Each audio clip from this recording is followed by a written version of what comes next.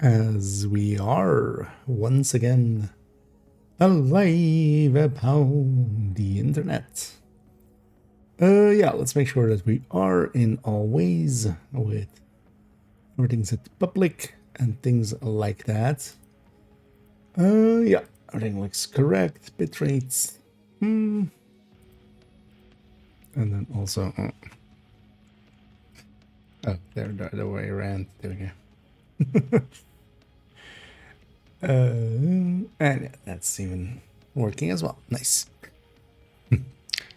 Trying to find my one of the things with the tablet over there is it's covering up the taskbar on the second monitor. So I've learned to kind of go like, okay, this one's over here and this one's over here, but they do need to be kind of in their expected positions. Yeah, let's actually load up the character 4 folder. Let's play around a little bit first, and then maybe try to go get some more hard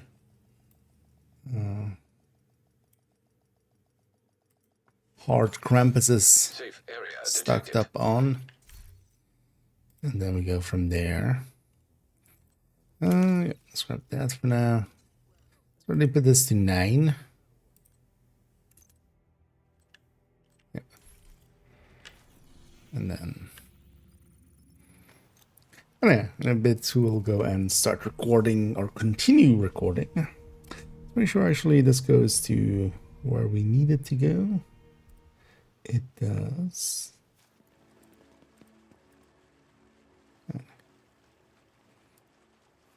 Making sure that all of those scenes work. And hey there, Spiller. And hey, and good evening indeed. Noticing actually how much I've been streaming lately. It's just like, but I've been enjoying it as well. Let's see how I feel tomorrow about it when kind of going back to, well, the old normal. Is there a little bit of the new normal? We just lost the audio as well. Let's fix that, as that is very annoying.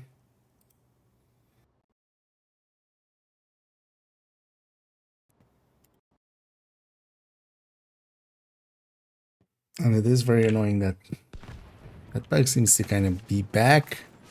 What now? Oh, actually, yeah, today isn't LMG's here. Tango down! We're going somewhere else, weren't we? Trying to get a few of these hard bounties, like we got one there. Just for purple gear shenanigans.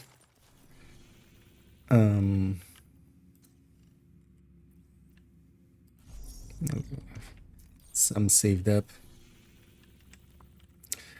What were we using? Campus, right? Yeah. With this character there. So I should go through the row of characters and we'll come back to this character and then continue recording. Just to warm up a little bit. Letting my voice also warm up a little bit.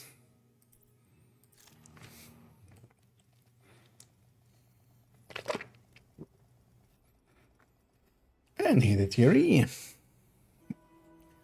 Yeah, let's go from 1 to 4. Getting all those juicy bounties. Or trying to. And the event stays one more week. But we have already seen as well the bounties actually stay, like they still keep dropping loot after. As well, because that bounty event kind of ended, but they still kept dropping it. Where was I going? I think I was going gear mods here, right? Yeah. Just in case we also get a decent purple gear mod out of these guys. They're definitely one of the better sources for purple gear that we've ever had. The mini Warons were as well.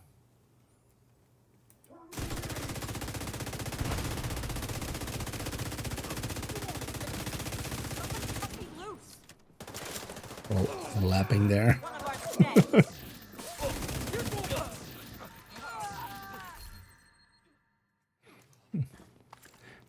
9 headshots. Because if I get any maxed out purple mods, I'll take those. Definitely. There's likely also a named group. Might as well take that while we're here.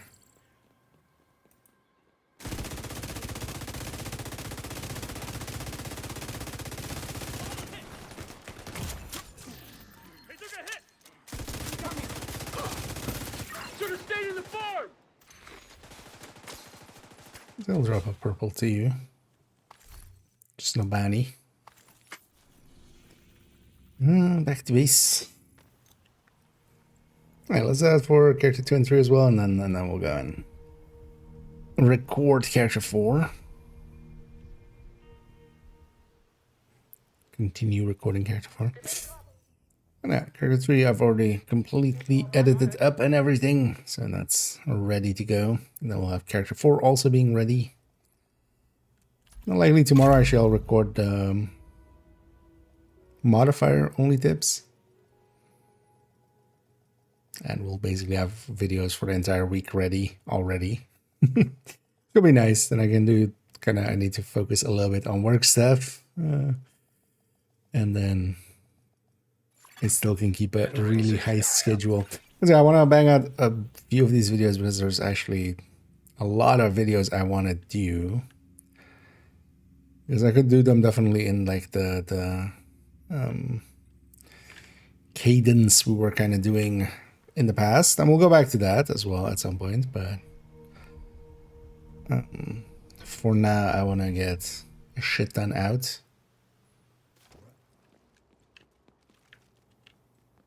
Well, we can. Mechanical animal good with Coco. I mean, not particularly as a good weapon.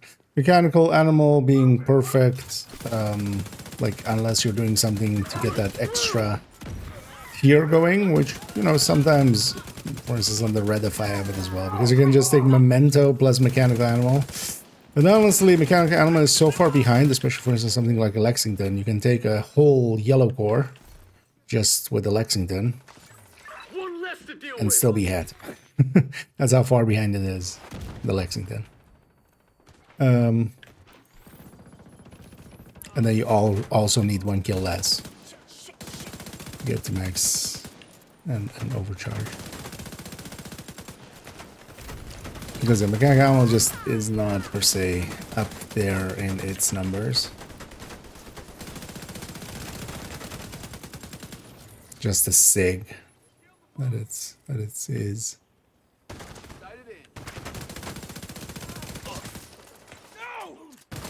But also, yeah, Future Perfect can be good, but you need to be doing something with it.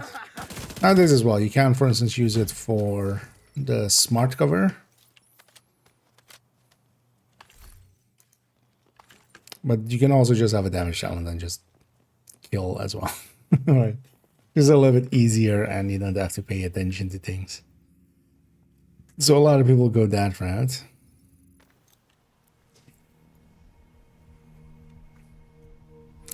But there isn't anything specific for Coco. Like, Coco doesn't, like, you can run it red, you can run it with some skill tiers, you can hybridize it and stuff, but like there's no like it's better with Coco than with Striker or something like that. Like that wouldn't be how it works.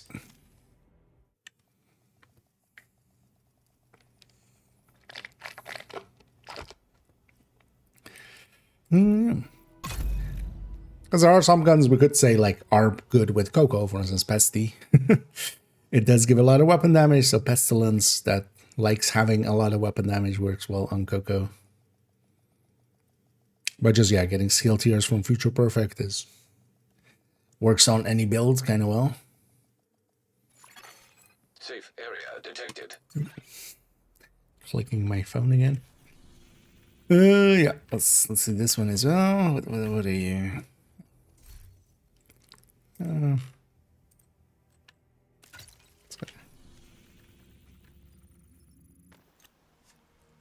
And here's just grabbing some quick Krampus bounties. Probably, well, hard ones. Although, well, we'll get hard ones if we get any. And that's just to farm purple gear at some point with.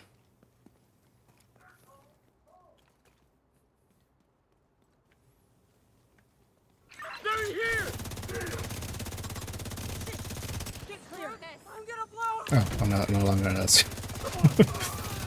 or I'm on striker now. I'm not on negotiator. I was still on second ago we were running negotiator. Marking enemies, basically. Well, there's nothing to mark.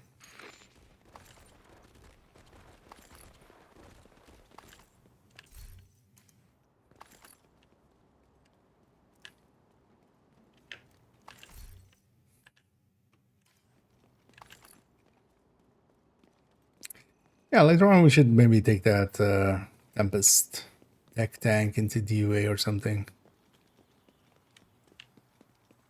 I've not actually ran it through a legendary... That one. I've run the other one. Which was fine. Actually, yeah, the striker one should feel even better. What the hell is this?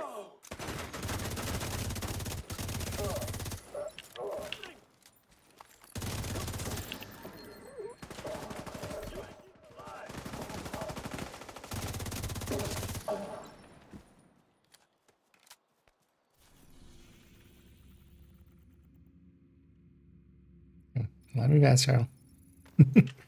Need to be out of combat, or well, not out of combat, but we need to have not been taking a hit the last 10 seconds. It's always annoying when you try to quickly fast travel. And yeah, back to character 4. And yeah, let's get to recording right away. Just so we have some time at the end to... Maybe we go back to second account and farm some more 511. Just for that account. Where's the phone there? That's the last few days and today as well. Recording the build collection updates.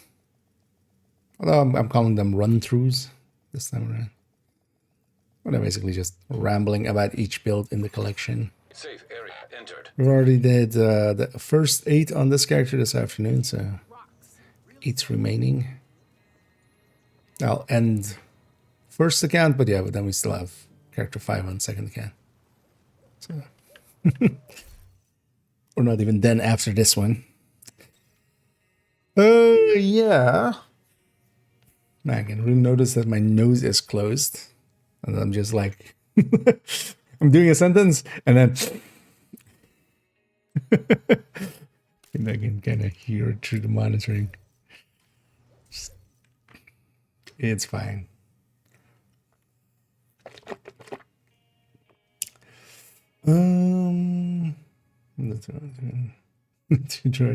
Nice. Yeah, let's see actually. So this goes here, right? We're on, we did number 8, we're on number 9. On this character, we're wearing outfit 9. Yeah. Let's have the loaded up and then go from there to here and then back. Yeah. Okay.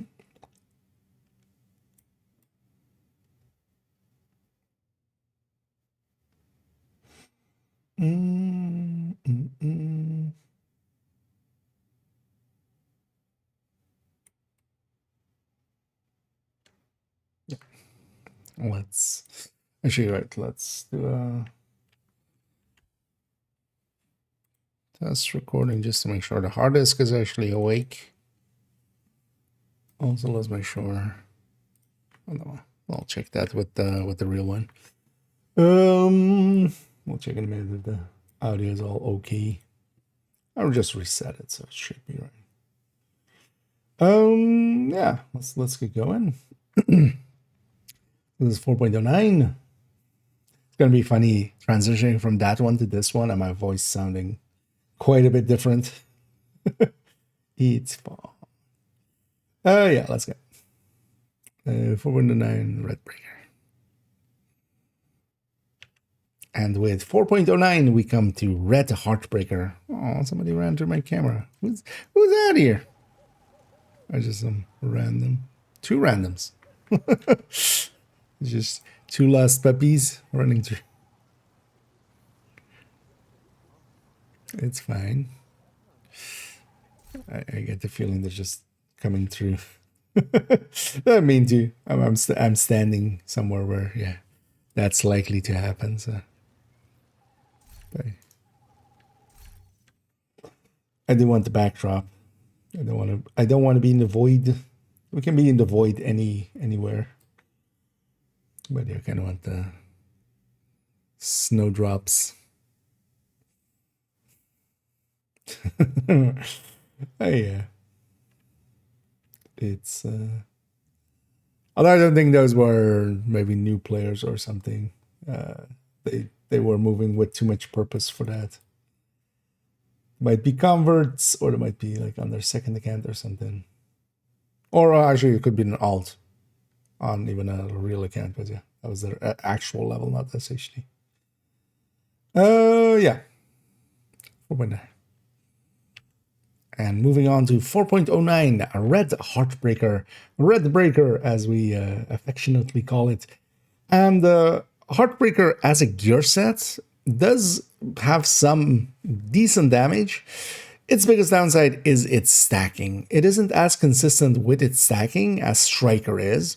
Because actually a Red Heartbreaker like this with the Vigilance Backpack and Overdogs, when compared to when put up next to an Obliterate Striker, not the Chest Striker, but an Obliterate Striker with Overdogs, actually the Heartbreaker is a tiny bit ahead.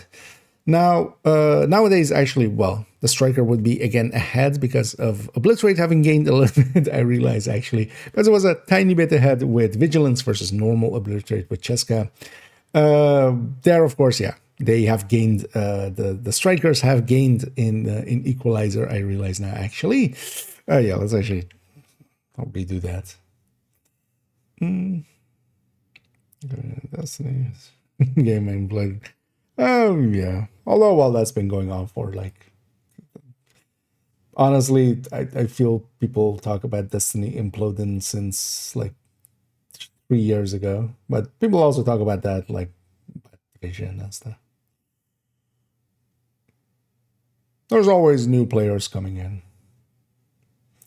That's not a weird thing. There are still new players coming into Div 1. Yeah, let's try it again. Because I came to a realization midway through a sentence. And coming to 4.09, we have a Heartbreaker in its red form, which we affectionately call Red Breaker. And the Heartbreaker is a decent set from the damage standpoint. It actually can, on paper, look competitive against Obliterate Striker. In the past, the Vigilance variant that we had here, for instance, with a similar exotic, so if both were running Overdogs, for instance, if we were putting an Heartbreaker, Red Heartbreaker up against an Obliterate Striker, they would be basically head-to-head, with actually the advantage going tiny bit to the Heartbreaker. And nowadays, though, Equalizer has come in, and Equalizer with Perfect Obliterate has given the advantage back to Striker, but they are really head-to-head on max stacks, both being 100 stack builds, on max stacks when compared like that. Why don't we run Heartbreaker then as much as Striker?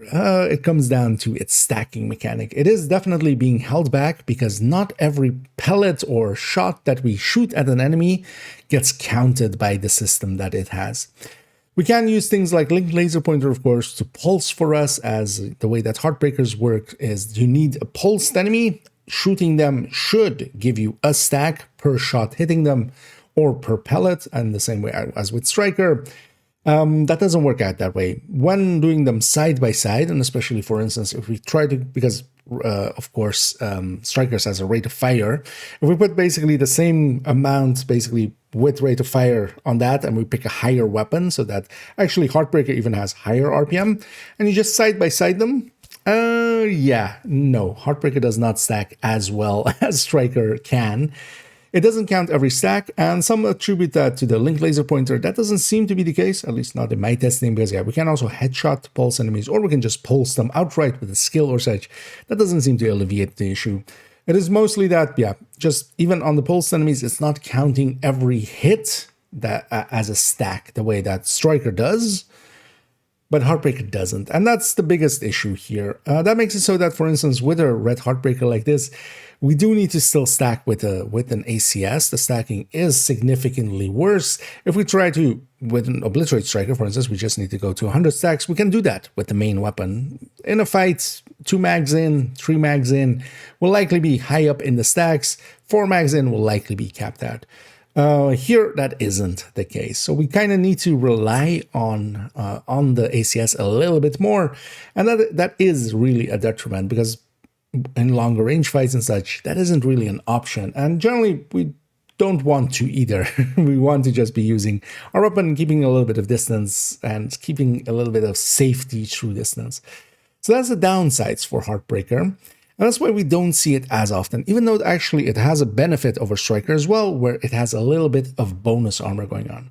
That bonus armor as well can protect vigilance, and so can a shield. Whenever a shield or vigilance or blue armor gets hit, you don't lose vigilance, and that is actually an important point. So we can protect that vigilance a little bit better than other builds, because of course with the Obliterate, the Striker can't lose that if it gets hit. It just keeps its Obliterate up. Here we do lose our vigilance, but that vigilance is also active from the first shot. So when we are just starting the engagement, we're already at that 25% total weapon damage. In the case of Striker, though, we can go glass, but that then brings its own downsides. It's a whole system going on here. With Heartbreaker, we definitely want to take the chest, especially if we're setting it up in a damage way here. Really, the only talents that can compete with the chest on Heartbreaker is to take Intimidate. But then, of course, we're feeding into Intimidate. Also, Intimidate is very close range. It can be a choice, but honestly, I would just take the chest in most cases. Overall, I basically never take the backpack. The backpack gives you more bonus armor per hit. In most cases, either taking something like Adrenaline Rush or Bloodsucker, or generally what I take, a Memento, all seems much better choices than that extra little bit of blue armor that it provides. Here we're taking the Force with Vigilance, and one thing that did change for this season is this used to be, of course, be a Cheska backpack. This has become a Unit Alloys. In this case, we are gaining a little bit of burst over Cheska, we're losing a little bit of sustain, and it is a tiny bit in the burst sense, because the crit and crit chance, crit damage is pretty low on this build to begin with, meaning that Cheska, the higher our crit chance and crit damage combined kind of is, Cheska loses and loses a little bit more on Unit Alloys, which is feeding, of course, into rate of fire. Which on Heartbreaker, yeah, we don't have that rate of fire bonus that Striker has, so this is effectively a full 5%, and then yeah, Cheska is quite a bit less than, well, a little bit less than that 5% here. But the reason we do go with that Unit Alloys is to help out the stacking a little bit. 5% more on the stacking helps out a little, and it doesn't lose as much on the sustain end in comparison to, for instance, when it is put onto Striker, where it loses quite a bit because there's already as well a little bit of lossiness because it's feeding into that same rate of fire pool. Here it isn't feeding into that, and because of that, the burst does hold out a little bit higher, and the sustain because of that is also a little bit higher in comparison. So here, when we're getting also 5% faster stacking, it makes a little bit of sense, and that is the choice I've made here, is to go to a Unit Alloys. Then as well, that opens up, for instance, to go 2-piece Unit Alloys with the glove alongside of it. But of course, again, here we're kind of set up to be with any of the exotics as that we commonly see. Overdogs again, Coyote, Tinkerer, we could go Centurion, we could go Exodus, we could go Nimble, we could go several choices, even Memento, of course, as we'll see the Heartbreaker Tech Tank in a little bit, which is on this character too. If we go into the game, it is, of course, yeah, saved as a 5-piece, as a lot of these builds end up being on this slot we see. It is saved exactly that way. This is of course done again to give me the options as we talked. Yeah, we can go with a lot of different things, and of course even on this character I can go 2-piece unit alloys because they have that crit chance, crit damage that they red core that we have here for unit alloys from the high end build that they have. So I could even go 2-piece of this, but of course I can keep that Heartbreaker piece here and go Tinkerer for instance, and then go for instance Killer Flatline, which is a really good combo for here because with Heartbreaker, we do want to run Technician, especially for that Link Laser Pointer. We already are going to invest into that Link Laser Pointer. Then Flatline is a really good pick. On the weapon itself as well, we could go Flatline, and that is definitely an option to consider. And yeah, overall, Red Heartbreaker is worth trying out if you kind of want to, but it doesn't have a different play style than Striker. Because of that, I don't find myself using it much. Every time I'm on it, I'm like, why am I not on the Striker that this character, of course, also has? If we had just a Heartbreaker here and that was our only option, we would. And unlike things like Tipping Scales, Coco, or Umbra, Heartbreaker basically plays the same. The only places I do end up grabbing this is if there's some value to having Technician, then I'll load this up. And this will then be kind of like Strikers, but then with Technician. And then, for instance, we can have the Faraday being there as we can drop our shield down to, for instance, give the entire team Faraday effect of not being disrupted or shocked if they're close enough to that hive. It doesn't need to be, for instance, a healing hive or anything. A revive hive works fine, as long as I still have access to it, of course. So there are things like that about it, but there's also nothing stopping me on putting Strikers there and then just going and grabbing Technician from the White House. And also, alongside of all that, Heartbreaker is a blue core gear set, and that means that most of the time it will actually drop with blue core or blue attributes alongside of the blue cores, and that means that we also need to recore all of these pieces, making it quite expensive in comparison to the red pieces of a Striker or even an Umbra or Tipping Scales or Coco.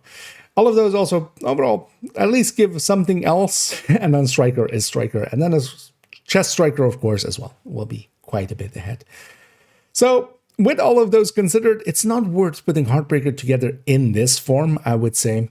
I do still keep it just to play around with it. It is at the tiniest bit different from Strikers, but I don't find myself using it much, and I can't really recommend it outright. It's also no longer in the recommended build list in this way, but I do feel Heartbreaker has a place when we take it and make it a tech tank, which we'll see later on. One that I would skip unless you really want to have basically one of each build. Yeah. 918. It's fine. It's fine.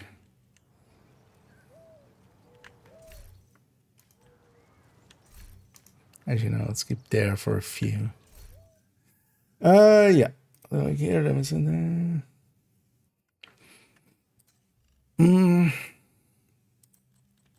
Yeah, let's go to outfit 10. And let's go to build 10. Oh, triple tick. Yeah. Let's go to over here on build 10. And for those maybe coming in and wondering what I'm kind of doing or why I'm talking into the camera as much as I am. We're recording for a YouTube video, so I'm just basically going through the builds and yeah, we're recording basically my thoughts on each build from the build collection, and that's going to be 5 videos in total on the YouTube side of things. And we're on character 4 so far. Yeah, let's keep going. So Pestilence, yeah. Oh yeah, I don't know.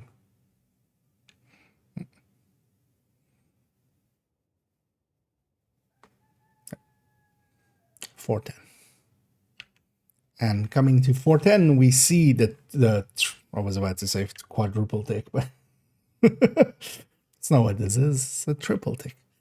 Let's try that again.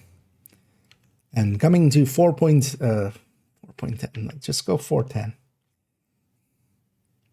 And coming to 410, we see the triple tick build. This has been a common style of putting OD together for the longest of whiles, even before OD really got a buff with Project Resolve, where it got its marking mechanic and was made group-wide as well. Before that, OD was actually you had to kill the enemy while they had a status effect going on them. And because of that, the layout was actually mostly the way it was ran, was like this. You would still get hollow point ammo, but it wouldn't be group wide to begin with, and then also it wouldn't be as potent as we have now with the chest of ongoing directive being available. So we would actually set up OD with status effect, and that is actually where this build kind of originated a long time ago. And the idea of it is it has 3 ticks. We have ourselves the bleed. We have ourselves the vile ticks happening off of the bleed, of course. And then here we have the pestilence. Now, one of the ways we could run it as well, before the pestilence actually got buffed to be decent, which was also a long time ago. And yeah, for the longest of times, pestilence wasn't really worth using. The tick was okay, but the weapon itself was very weak. Iron Lung wasn't, though. Iron Lung was very potent, and we were running it actually with the Iron Lung, at least I was, for the longest of times back then. Nowadays, though, we have the marking mechanic, and because of that, just full red OD works out, because in the past, you would need the enemy to have a long enough status effect, for instance, that bleed, because the pestilence itself, of course, is not an status effect. It is a debuff upon the enemy, so that wouldn't count.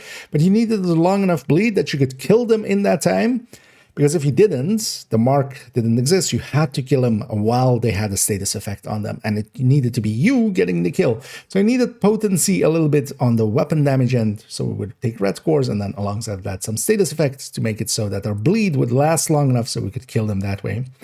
That is nowadays, of course, no longer required. The mark stays for 10 seconds, regardless of how short or long the status effect alongside of it is, meaning that we just have to hit the enemy with a bleed. How short of a duration it is doesn't matter, because the second shot is going to basically hit them right after, especially with weapons that are in the 850 RPM range or 750 RPM range.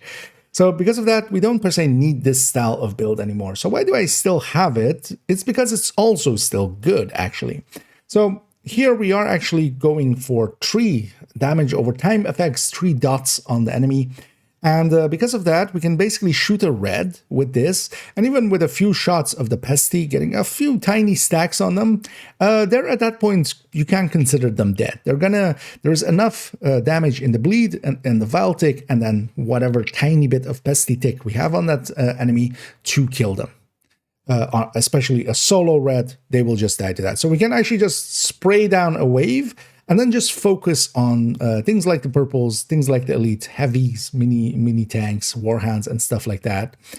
And yeah, that is actually a pretty good trade, because also, as with all ODs, this can deal with 5 directives really well.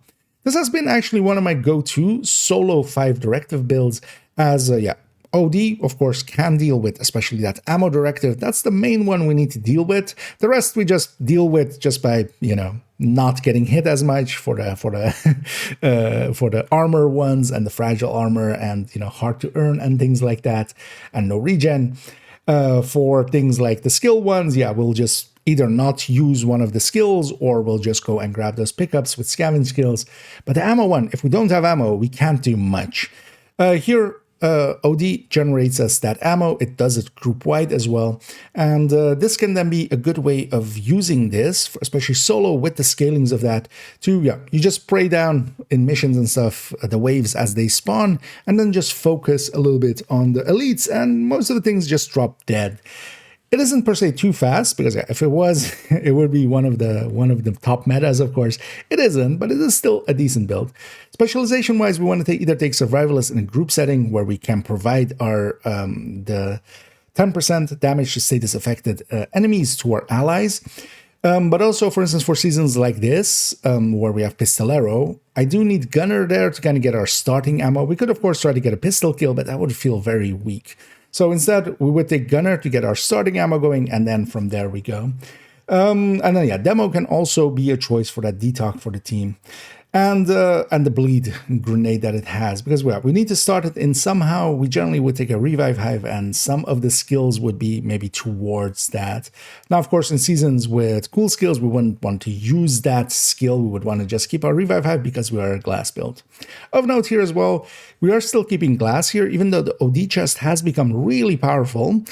That really powerful part of it is mostly just for the weapon part, of course. It it amplifies the damage, or increases the amplification of the damage of the hollow point rounds from 20% to 50% just for ourselves. But glass applies to everything, and glass is actually 30%, and it is a point, because normally we would just have a 20% from the hollow point rounds. We don't add together the glass. The glass multiplies against it. So it is actually quite a bit ahead, going OD plus glass. The reason we don't do it in the full red is because it is an easier bonus just to take that hollow point round and not have to deal with glass. But here it is applying to the Valtics, it is applying to the bleeds, and it is applying to that pesty tick as well. So here glass still makes sense. If we take it out into the game, it is actually saved like that. There is really only one variant here. We want to keep that Valmass. We can go Catalyst. I've tried out Catalyst here, but just giving up a tick and making it a double tick. Yeah, the triple tick is, of course, 50% more.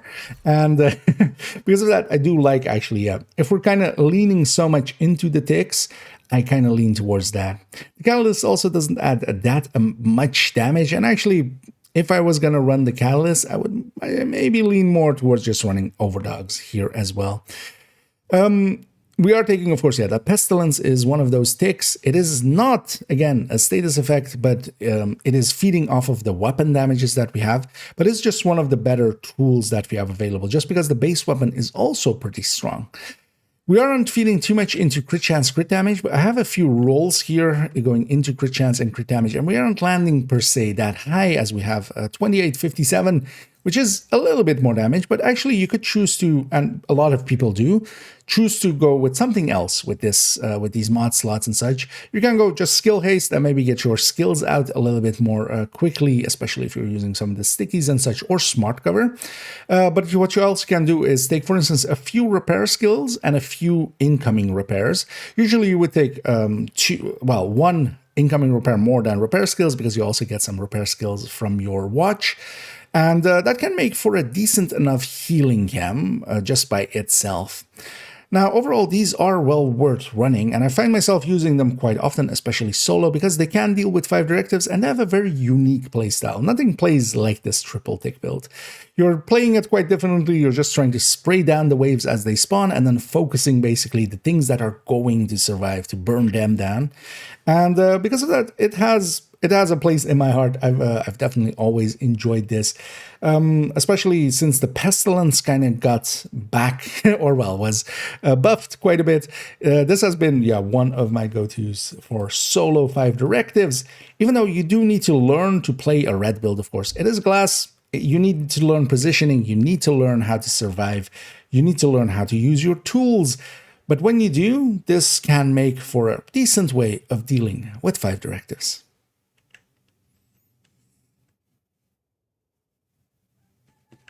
I forgot wait, how long is that? 827. We'll keep it as it is. We've already talked several times about OD and its things. I forgot to kind of talk about how hard it is to get, which I'm fine with. That one doesn't have that. Should be deducible by other things. Yeah. Let's go to 411. It's fun as well. Yeah, I do like this build quite a bit. It's it's unique, which a lot of builds can't say, like the Heartbreaker we had before. There's a especially if you want to mess around with 5. But yeah, again, it is a full red with a glass. You do need to. Not full red. Actually, it has a yellow core. It doesn't have any blue cores or any survivability built in. You need to bring your own. BYOS. Bring your own survivability. I know. Let's go to Redify.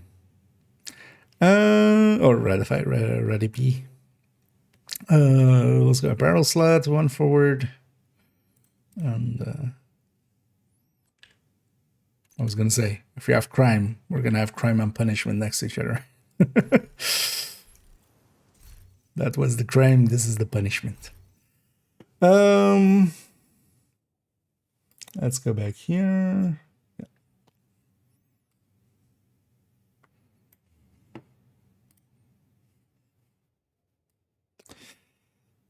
Let's go. 411. And on 411, we have a red eclipse.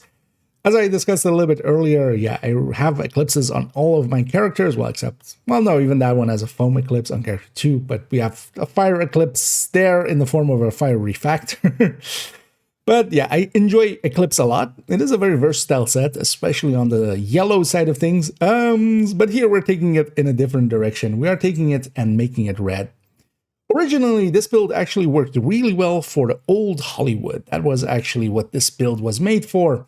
And there, back in the day before Project Resolve, you know, in the olden days when when we were still young men, you had to actually do shock damage or explosive damage to the enemies, and that would make the shields explode. Nowadays, of course, we can even do it with the jamming, and that's actually the way to go about it with Hollywood nowadays. But back in the day, yeah, I used to run this with an Elmo and the shocker punch, and I would run up to enemies and just punch them in their stupid faces. And of course, when you're wearing the Elmo and you have the shocker punch and you have a shield equipped, you don't have to actually use it. You can just melee without the shield. That would apply a shock to the enemy. That would blow that enemy up. Basically, that enemy would blow up hopefully all the other enemies. And yeah, that would make it so that with Hollywood, that was actually a decent choice. Now, we could, of course, also just do that with the Elmo itself on a red build by just charging it up on the shields, and then eventually it'll go into its shock rounds and do its thing. But that wasn't as silly as this. So if we can go silly, we do go silly. Now, this, as you can see, isn't laid out like that anymore because Hollywood, yeah, nowadays we don't need that. For Hollywood, we have much better choices. We just take a striker, we put the Legatus chest on it, or just the sacrifice, and a jammer pulse and a grenade launcher is all you really need. So I wanted to find a new purpose for this red eclipse, and definitely Catalyst helped out here, actually, as one of the places where it fits in pretty well. Both because it feeds into the status effect side and the weapon damage side, and because of that, it works actually really nicely with this build. This is the one place that I've tended to use Catalyst and is the mainstay of this build. And what we're effectively doing here, the backpack is pretty good for a damage amp. We're taking, together with that, the equalizer, we're taking all crit chances and crit damages. We don't, of course, have a really powerful amplifier or effect from the gear set, because it is, of course, set up to spread status effects. So that it will still do. The backpack, though, is actually really strong. That 30% damage to status affected enemies is really strong. And then we're taking the Iron Lung, and we're just relying on the fire of the Iron Lung. That does mean, though, that we aren't actually doing too much damage until that fire comes in. But once that fire comes in, we are actually triggering that backpack to be active on our weapon as well, because it applies to everything. That backpack is kind of like glass, where it does apply to basically all sources where we deal damage, as long as they are status affected in the case of the backpack. So it is kind of like an extra glass, and we could actually pair it alongside of glass as well, having double glass effectively. But equalizer nowadays, of course, pretty easy, and here is as its full strength because we have no other total weapon damage. And of course as well then, when we set something on fire, when they die, to us or to anybody else from any source, they will spread that fire still.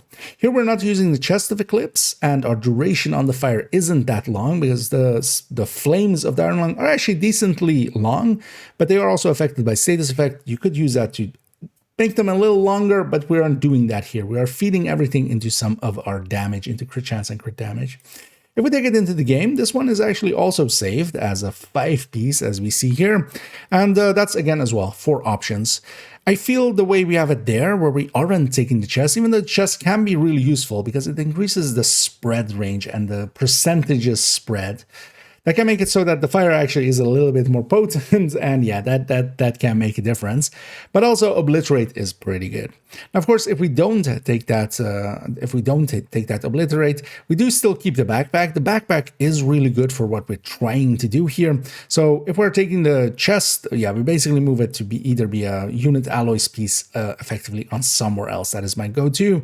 We could also make a Cheska, but then actually if we go Cheska, I do need to change some of the crit chances and crit damages on the build to kind of make place for Cheska. So nowadays it's set up to either take the equalizer or it takes a piece of unit alloys from the high-end build that this character has. But yeah, setting it up with that equalizer, I feel is kind of the way to go. We do get a decent amount of extra damage out of our weapon this way.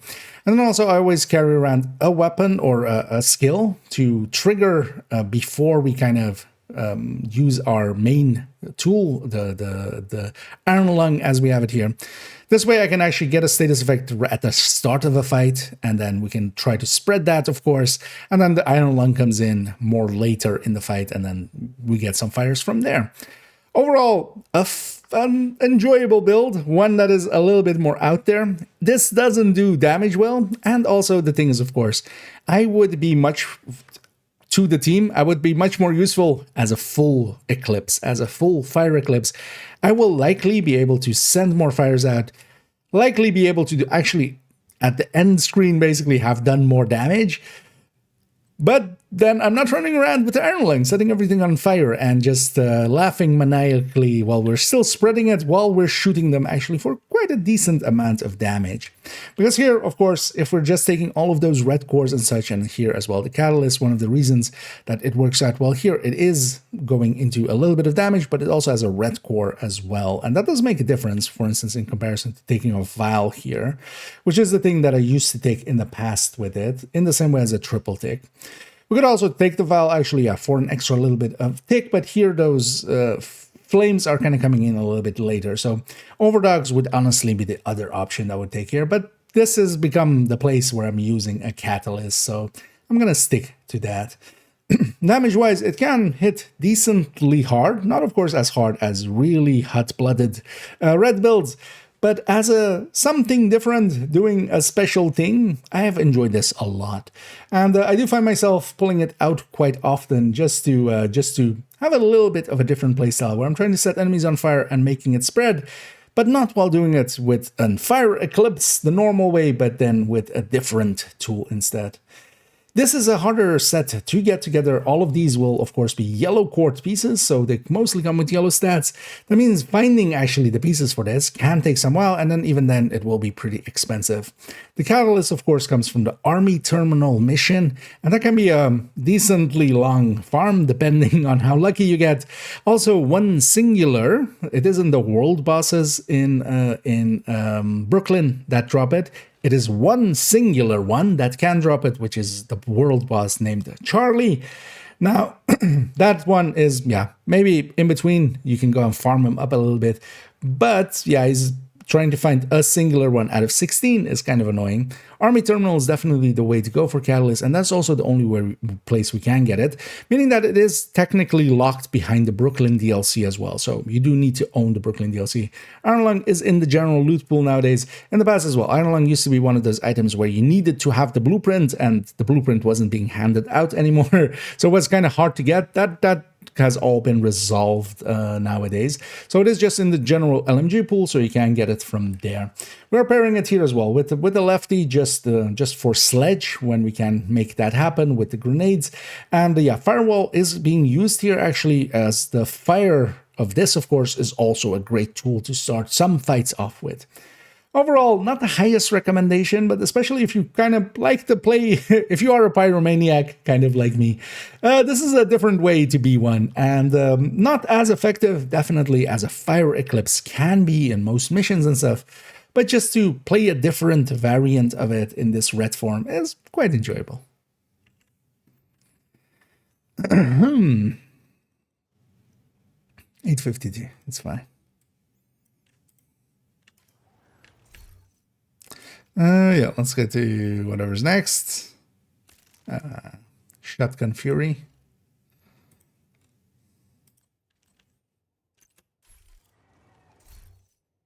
Let's go stand here for these last few. Oh yeah, let me catch up on chats for a second, and then we go into that one. I can feel my voice getting raspy.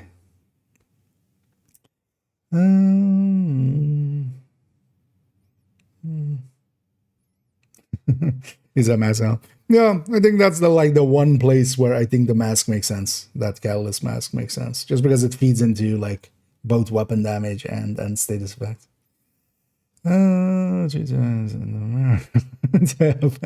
Yeah.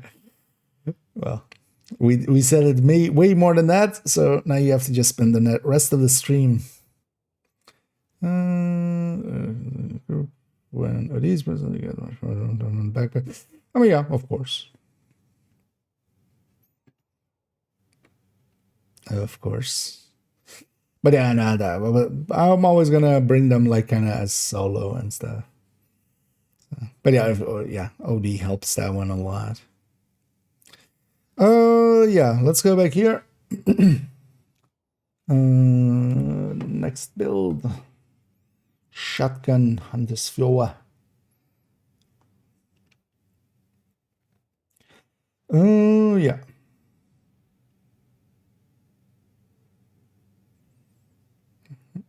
Photo. And with 412, we get a shotgun-based Hunter's Fury. On Character 2, we already saw a SMG-based one. Here we're getting one that is more set up for the shotguns, especially the crit will be a little bit different. And also here we're going with different talents, because for the SMGs, we can go either Intimidate or Obliterate. And generally, and there as well, we had Vigilance on the backpack. For the shotguns, really only Intimidate works out here. And there are definitely several ways we can then make blue armor happen for them.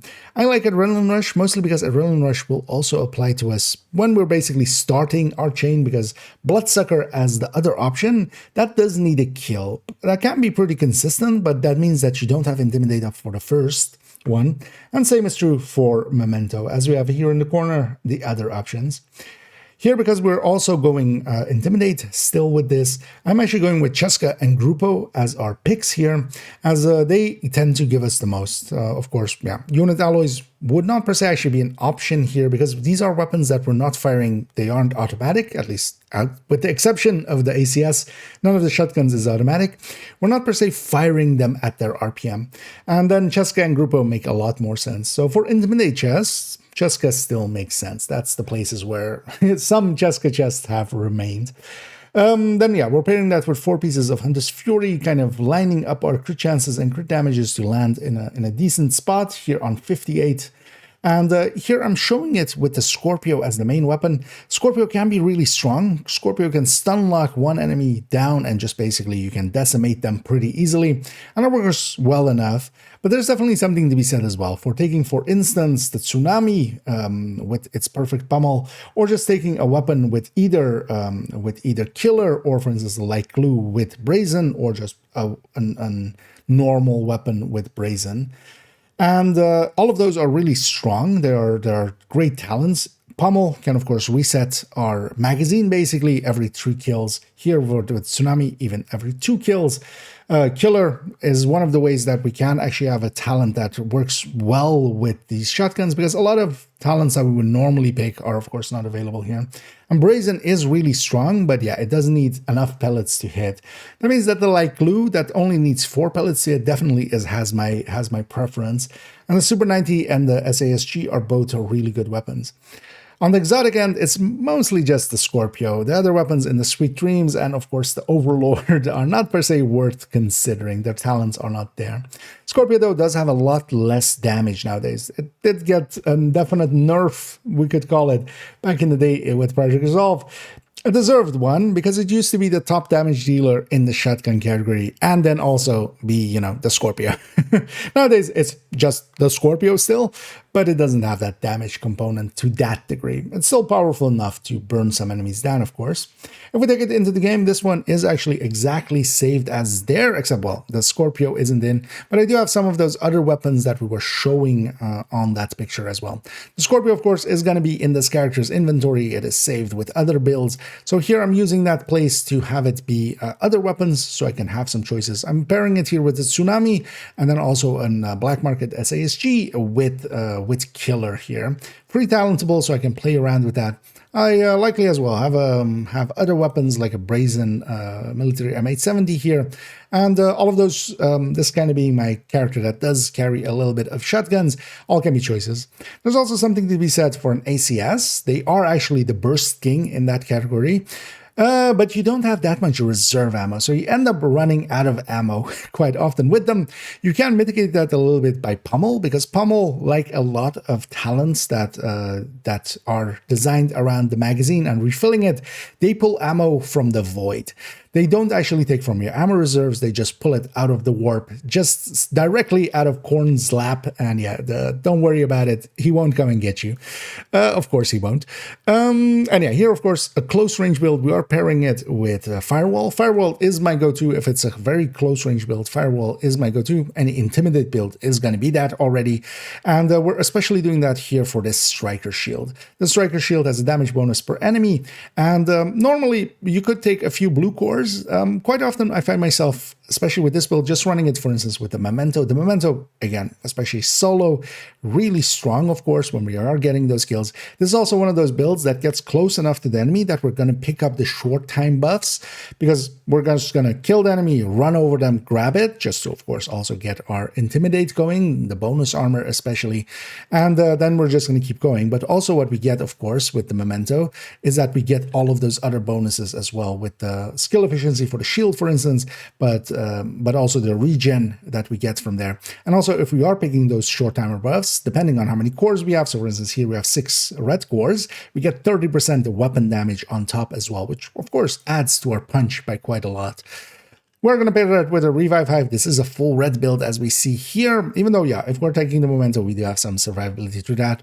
But there's also nothing wrong, and you can kind of see that here. I have it kind of set up where 3 out of the 4 Hunter's Fury pieces can be set up to be blue cores, so that we can play around with how many red or blue cores we can have here. Especially with the Scorpio, you can't take it full red because you're stun locking the enemy in front of you, and you should be making it just 1 versus 1. So you should just be kind of going around the outsides and just killing whatever stragglers there are until you've killed basically everything. With that Scorpio, you can just stun lock people effectively, and as long as you keep some tall cover between you and other enemies, it'll work out fine. This is a very aggressive build and does require a decent playtime investment to kind of get the hang of. I feel this isn't, if you're just coming from a striker or such, one that will directly feel native, but you have a lot of tools through Hunter's Fury to actually be aggressive. That armor on kill helps quite a lot. Even that health on kill that we have helps a lot. And yeah, the disorient on kill, if you kill one of the enemies, so especially if you have like a group of enemies together and there is 1 red there, I'm going to focus down that red, kill them. As long as we're close enough, they will disorient the other enemies around them, and that buys us all the time, of course, to get the rest to join them. And yeah, overall, a build that I definitely enjoyed. This is really a great shotgun build. And for instance, unlike the OD one, the ongoing directive one we saw in Character 1, that was kind of set up for shotguns, where it opens it up for the Tinkerer and such. Here, we don't want to take the chest or the backpack of Hunter's Fury. Because of that, we're kind of locked into, yeah, either chest exotics or backpack exotics. You can, of course, also run this with Ridgeway, and that's also one of the ways that I've enjoyed it. You can take Wicked on the backpack, Ridgeway on the chest, and then that opens up also Sadist for the shotguns. That can be actually a way to set this up as well. It is yeah, Hunter's Fury is one of those quintessential builds to kind of try out over time. It is very aggressive, especially in Summit. I love this, as there also you have a lot of tall cover in missions and such. It works out. For activities out in the open world, you find yourself quite often that there is a little bit too much open space, and yeah, that can get you killed. Going back to this build picture here, yeah, it is a decently easy build to get together, of course. It is all red core pieces, and even the brands we're using are red core. For the chest and the backpack, I would definitely recommend trying to hold out if you want to go this route to make it that it is free talentable. As you can see, I've basically optimized all 3 stats. I've gotten a chest with crit chance and crit damage already on it, and then optimize everything up just so we can play around with that talent. That is, of course, with a lot of gear, the way to go about things, because we definitely want to play around, for instance, on the backpack to maybe go Bloodsucker, or maybe go even other talents than that, maybe even future talents if we get some. And yeah, on the chest, we can go Intimidate. We can also, for instance, go Unbreakable, although if you're going Unbreakable, you might as well bring in the perfect Unbreakable chest, the Badger Tough one. Yeah, and there is a lot of ways of kind of playing around with this build, of course. Take this as kind of the basis and then try to form it out to fit your playstyle. Because, yeah, you can add some blue cores if you need to. You can add in a memento. And all of those things can eat into the damage a little bit, but this already has so much damage. And that's actually the way that I like playing it, is just to be, because of how much damage we kind of have here, we can, as long as we're just fighting an enemy or 2 at a time, we can just burn through them pretty quickly. Yeah. 9.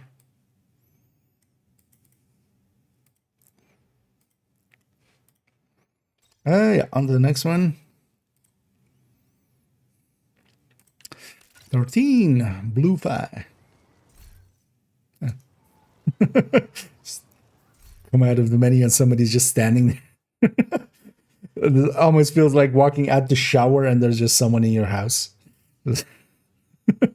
Say, yeah, don't mind me. I'm just recording here.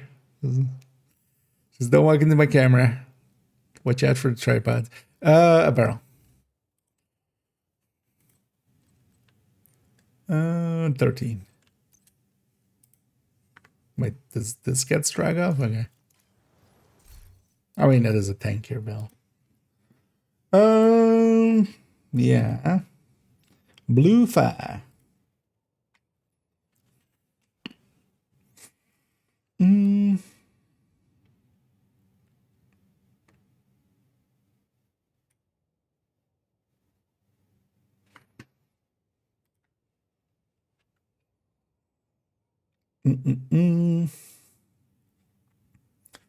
Yeah. Let's get going. Let's yeah. Yeah, blue 5. 430.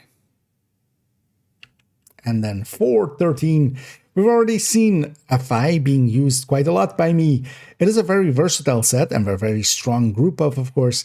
And kind of in the same way as we do with OD, where we've seen as well kind of tankier ODs. Here we're taking FI and also making it tanky. So we've already seen a yellow FI, just a healer, full healer. We've seen a red FI as well on character 3 earlier on. Now we're seeing a blue FI. Now the idea behind this is to try to get Galvanize to go. Galvanize whenever we shock, especially enemies. And that is, of course, done here then with the Scorpio. Whenever we shock them, they will actually make it, any ally that is near enough to that enemy will receive some bonus armor. As we discussed earlier, bonus armor, for instance, does protect vigilance. It also protects FI. As long as your armor, your normal white armor, is full, FI will apply to you. So if you get bonus armor and that gets hit, that actually does not eat into your FI bonuses. That's also why, for instance, that Vanguard Galvanize we saw in Character 1, that PFE setup that gives blue armor to allies, that is actually very strong alongside of, for instance, a red FI, because that build can protect the FI's buff on our allies. This is trying to do it all in one build, and overall, not a highly recommended one I'll give away already. Mostly because, yeah, we are trying to do too much. This build is reaching into the territory where it's trying to do a little bit too much, and because of that, kind of failing at being a good enough FI overall. But what we're doing here is, yeah, we're taking some of those pieces. We are still keeping the minor attributes going towards damage, just so we can do a little bit of damage. We're taking a few blue cores just so that bonus armor that is based upon our armor is a decent amount upon our allies whenever we shock an enemy. We're taking the Lavoisier because the range increase of that is pretty good. And yeah, that helps out a little bit to make this much more powerful. And then we're taking BTSU data gloves. As we've talked several times already, the BTSU data gloves can be really strong. And in the same way as with the red FI that we saw on character tree, we can actually supercharge the team by first overcharging ourselves. We can throw out a hive that will take us to skill tier 6 when we deconstruct it. And then when we do that a second time, we are at skill tier 6, which is the requirement to do the supercharge, as I oftentimes call it, which is overcharging everybody. That is, of course, a very strong thing to do, especially, for instance, just before an extraction, we can reset everybody's hive. If we time it a little bit well, they can also have a little bit of it while they're going up against the hunters. Some pulses going out can give some buffs, some smart covers going out can give some bonus armor or just a ton of extra damage. Their shields are invincible. There's a lot of benefits to overcharging, especially, for instance, for this, which is definitely, I would say, more aligned to being countdown build where it can buff 7 people. That can be really strong. So yeah, we are taking that BTSU and that Lavoisier. And then actually, mostly I'm relying here on the Scorpio to trigger all of those, Lavoisier here. Because yeah, whenever we shock an enemy, which is the 5th, well, nowadays the 6th shot of the Scorpio, then yeah, that applies that debuff, that triggers that bonus armor to be on all allies that are close enough to it. And yeah, that is actually a pretty decent range nowadays, because we take the Lavoisier because it's a 30-meter range from the enemy. And yeah, that is a radius, so the diameter is 60 meters, and that's a pretty big circle. One of the things also with the Lavoisier is that blind and snare and confuse and shock all apply. Oh, actually, oh yeah, shit. What am I saying? Also, yeah, how did I get this wrong? It is 6, right? Yeah, 6. Disorient also triggers it, of course. Wait, is that the difference? What's the difference again with normal galvanized? That doesn't have disorient, right? That's why I'm taking Lavoisier. I haven't used this build in so long or thought about this build. Blind snare, confuse, or shock. No, this is all the same. What's the difference between? What's also a thingy difference, right? No, it's just the range. But I totally forgot about confuse. So let's redo that because I forgot about confuse. Because yeah, we can already on the 4 shot. Also, I forgot how many. They've changed this thing so many times now. Oh well. They changed it once in the PTS and yeah, let's go again. 413. And then 413. We've already seen a future initiative FI being used in several ways. We've seen a yellow FI, just a full-on healer. We've seen a red FI. Here we have a blue FI. Blue FI is, as this one is kind of called. And what we're trying to do here is actually, as we discussed with the FIs, is that they have a really strong buff, 25 total weapon damage to the entire team if we are using the chest, 15 without, 25 total weapon damage and total skill damage as well to the team, as long as each of the players is at their full armor. When they are at their full armor, they receive the buff, and that is individually through everybody. Especially with 7 other players in things like Countdown, this can be actually a pretty strong build. And then what this is trying to do is protect that armor or protect that buff by protecting the armor. We are trying to create some bonus armor on our allies through this Lavoisier, and whenever bonus armor gets hit, we discussed it already for vigilance, whenever a shield or bonus armor gets hit, you don't lose vigilance actually. Same is true for the FI buff. Until you lose armor, actual white armor, if just blue armor is getting hit, that doesn't actually remove the FI buff from you until your normal armor is actually depleted by any amount. Yeah, it is going to have that buff be upon you. So this is trying to do that. We are trying to, with the Scorpio here, especially the disorient and the shock of it, will trigger Lavoisier whenever it is off cooldown. and that will give a bonus armor depending on our armor. That's also why we are taking a few blue cores. It gives that to all of the allies within 30 meters of that enemy. And 30 meters, 60 meter radius, or a 30 meter radius, a 60 meter diameter. That's a pretty big circle. And that works out decently well. That's why we are taking the Lavoisier, the named variant of that perfect galvanize. And then, yeah, we're taking 4 pieces of the FI with the chest, and then also, again, taking the BTSU data glove. As we've discussed several times, I'm a big fan of the BTSU data gloves. They are a really strong tool, especially when we're buffing also 8 people with it. Now, in the case of the supercharge that we want out of this, as we discussed with the red FI as well, is that we can deconstruct the hive that we have here, which is actually a healing hive. We can deconstruct that, and that will put us at skill tier 6, which is a requirement to make it a supercharge affecting everybody. When we overcharge everybody else, we do need to be at skill tier 6. We aren't, of course, here. But when we first trigger it, we are for 15 seconds while we are overcharged. Then we can do it again, deconstruct another hive. That does take some time, of course, but we can deconstruct another hive and supercharge the team. And that can be one of the strongest tools within the game. A well-placed supercharge can, save entire teams. It can reset everybody's revive hives, for instance, but also it gives them overcharged skills. If being used, for instance, with a shield, that's invincible for the duration of that. A pulse can give a damage debuff. The smart covers, if any people have them, they can be very strong. Any thrown out decoys, they are super effective.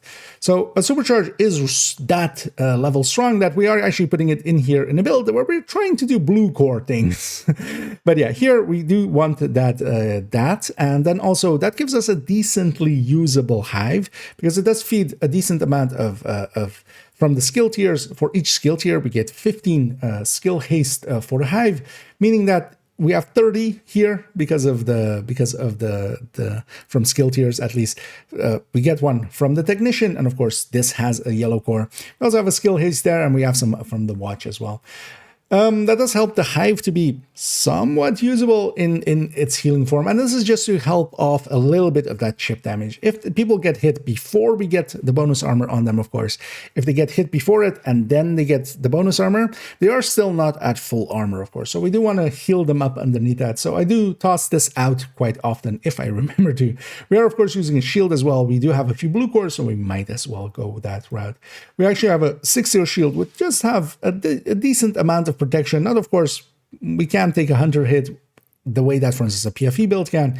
But yeah, we can stun lock them or try to, and give bonus armor to ourselves and allies as well, because this does work upon ourselves, of course, as well.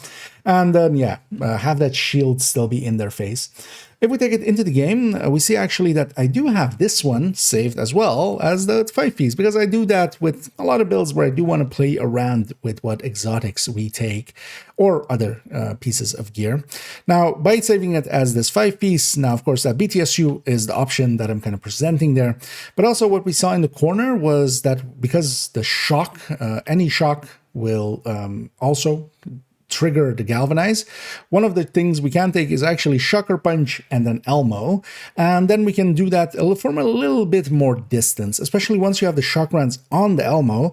One of the things I find myself sometimes doing is we take the shocker punch, we take the Elmo, we have the shield already, we can punch enemies to trigger the shock, of course, but then also just by itself, the Elmo, one thing we can do is just once the shock runs are on it, while you're charging it up, if you swap weapon, you will lose all charge that you've built up, all of the stacks that you've built up. But once you have the shock rounds, you can swap to a secondary weapon. And that's also why I have this LMG here instead of the lefty actually that we had there. That lefty, of course, is in this character's inventory, so it doesn't need to per se. Here, I can always pull it to their inventory if I need to.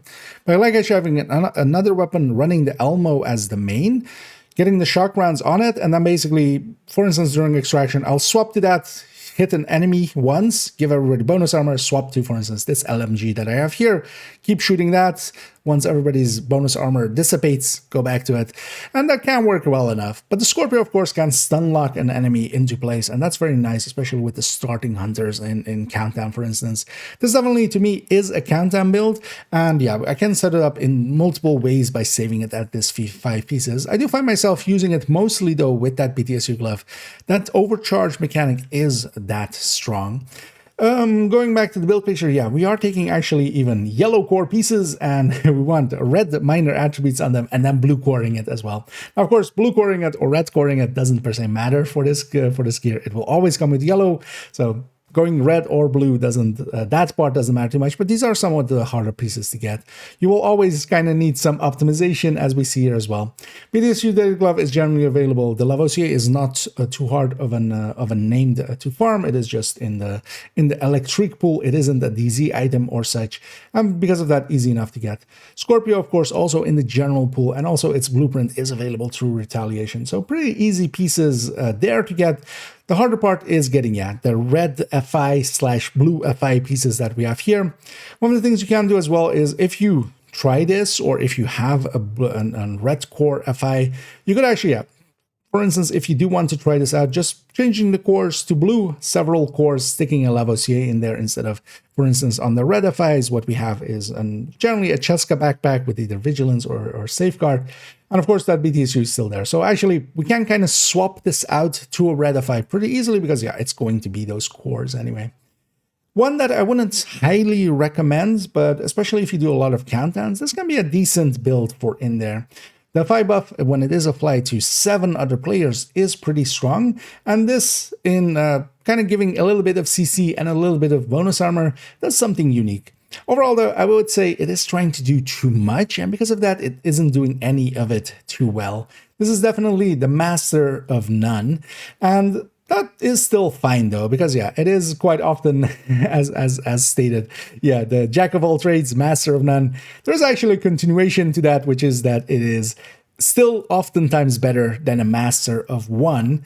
And I would say that still holds true. I would still take this over, for instance, a full heal FI in countdown, mostly because it can do more than that, and a full healer is kind of wasted in countdown. So trying to at least get the FI buff out of this, and then maybe, for instance, having a foam eclipse alongside of it, and then just 6 other damage dealers will still make mincemeat out of heroic countdown. There we go.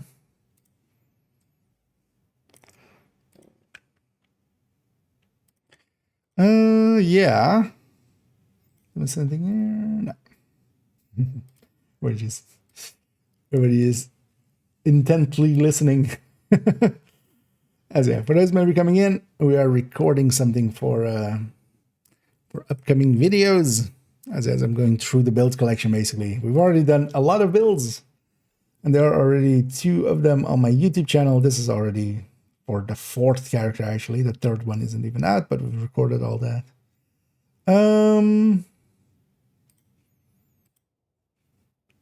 Let's actually go here for a second. Let's push this through. But I'm basically rambling for a bit about each build as we go through.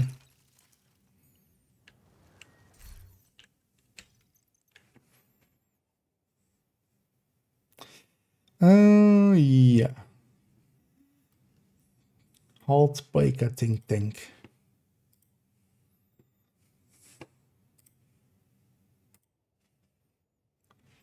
Yes. Now let's go. 440. 414. The Heartbreaker tech tank, although a variation of it now, because I used to have actually the tech tank, the Heartbreaker tech tank was actually one of those builds that I had 2 of them. As I often have said, I don't want to have direct copies, exact copies in the build collection, but I did actually with the Heartbreaker tech tank. But there was really only one way to set it up that was kind of, obviously the correct way. That was with a Cheska mask, or a Cheska piece in there, and I was setting it up with especially Flatline. Now, Killer was always an option for it as well. But I generally went with Flatline. Flatline would be much more consistent. You could put Killer in there, but then you would lose a little bit when it isn't active, of course, or lose quite a bit when it isn't active, and it would still gain it quite a bit over Flatline, but I preferred the consistency. So what did change? Now, the incoming of unit alloys here that we have, with the salvo especially as well, means that we can lose a little bit more crit, Because of that, the killer becomes a little bit bigger. If our crit is lower and we can take different bonuses that are equivalent, especially of course as well, if the other bonuses are not of the same same equivalency, then yeah, it isn't worth it. Of course, we don't, for instance, just take headshot or something, or other stats or skill damage. Yeah, those wouldn't be equivalent. But here, because we have that rate of fire now, we can kind of eat into our crit damage. And effectively what this build has is all crit chances all around. It doesn't have one crit damage on the build itself, meaning that this killer is one of the bigger killers that we can see, which is a 26% on when it's activated. That, of course, versus the 15% from Flatline, which would be consistent. And here, of course, we are going to take that Link Laser Pointer because we need that for Heartbreaker already. Here, that 26% is quite significantly bigger, of course. So by setting it up in the salvo way, we're opening up a bigger gap for killer. And then I'm okay choosing it because, yeah, if we're taking a killer that is around 20% versus Flatline that is always on and 15%, that wasn't too big of a gap, but 26%, now we're talking. So because of this new bonuses that we can have here by changing in the brand bonus and changing in a stat here, that works out in its favor. That does mean, though, that the killer activation rate, though, is quite low on this. And does mean that, that eats a little bit into our joy, but it still works out more than well enough. Our killer activation rate is still into the 70%, and that means that 2 out of 3 kills, we will get killer activated. So in places where getting enough kills, this is definitely a Heartbreaker Tech Tank variant to consider. Then we should actually, yes, talk about what a Heartbreaker Tech Tank actually is. We're, of course, using Heartbreaker here mostly with blue cores as well. We're just recording one of the pieces. And Tech Tanks, as we've kind of often discussed throughout this video, but if you're maybe just watching this segment, Tech Tanks are a layout where we're taking a memento, we're taking an Artificer Hive, which requires Technician, that is the tech in the Tech Tank, and we're taking a Shield, the tank in the Tech Tank. The memento feeds basically into all parts of this because we're feeding into the weapon damage side, we're feeding into the skill efficiency sides, which both helps the Artificer and the Shield. We can see that before the memento is full, it's these stats, and then the memento being full is signified here. With the memento full, we're healing that Shield for 42% every 10 seconds, and we don't need to deploy the Artificer. Even on our back, it always works, and we'll send the charge every 10 seconds to our Shield, even when it doesn't have charges due to, for instance, cool skills or scavenge skills or such. If it's on your back, it will always send that charge every 10 seconds. And that heals this shield for 42% of its health. And this health is, of course, also affected by the memento, its skill efficiency feeding into this. That means that this is more than 2 million split over, once per 10 seconds. If we split it onto the second mark, that means that we're basically regenning 200,000 or more even, actually. We're kind of rounding down, actually. More than 200,000 health on the shield every second, effectively.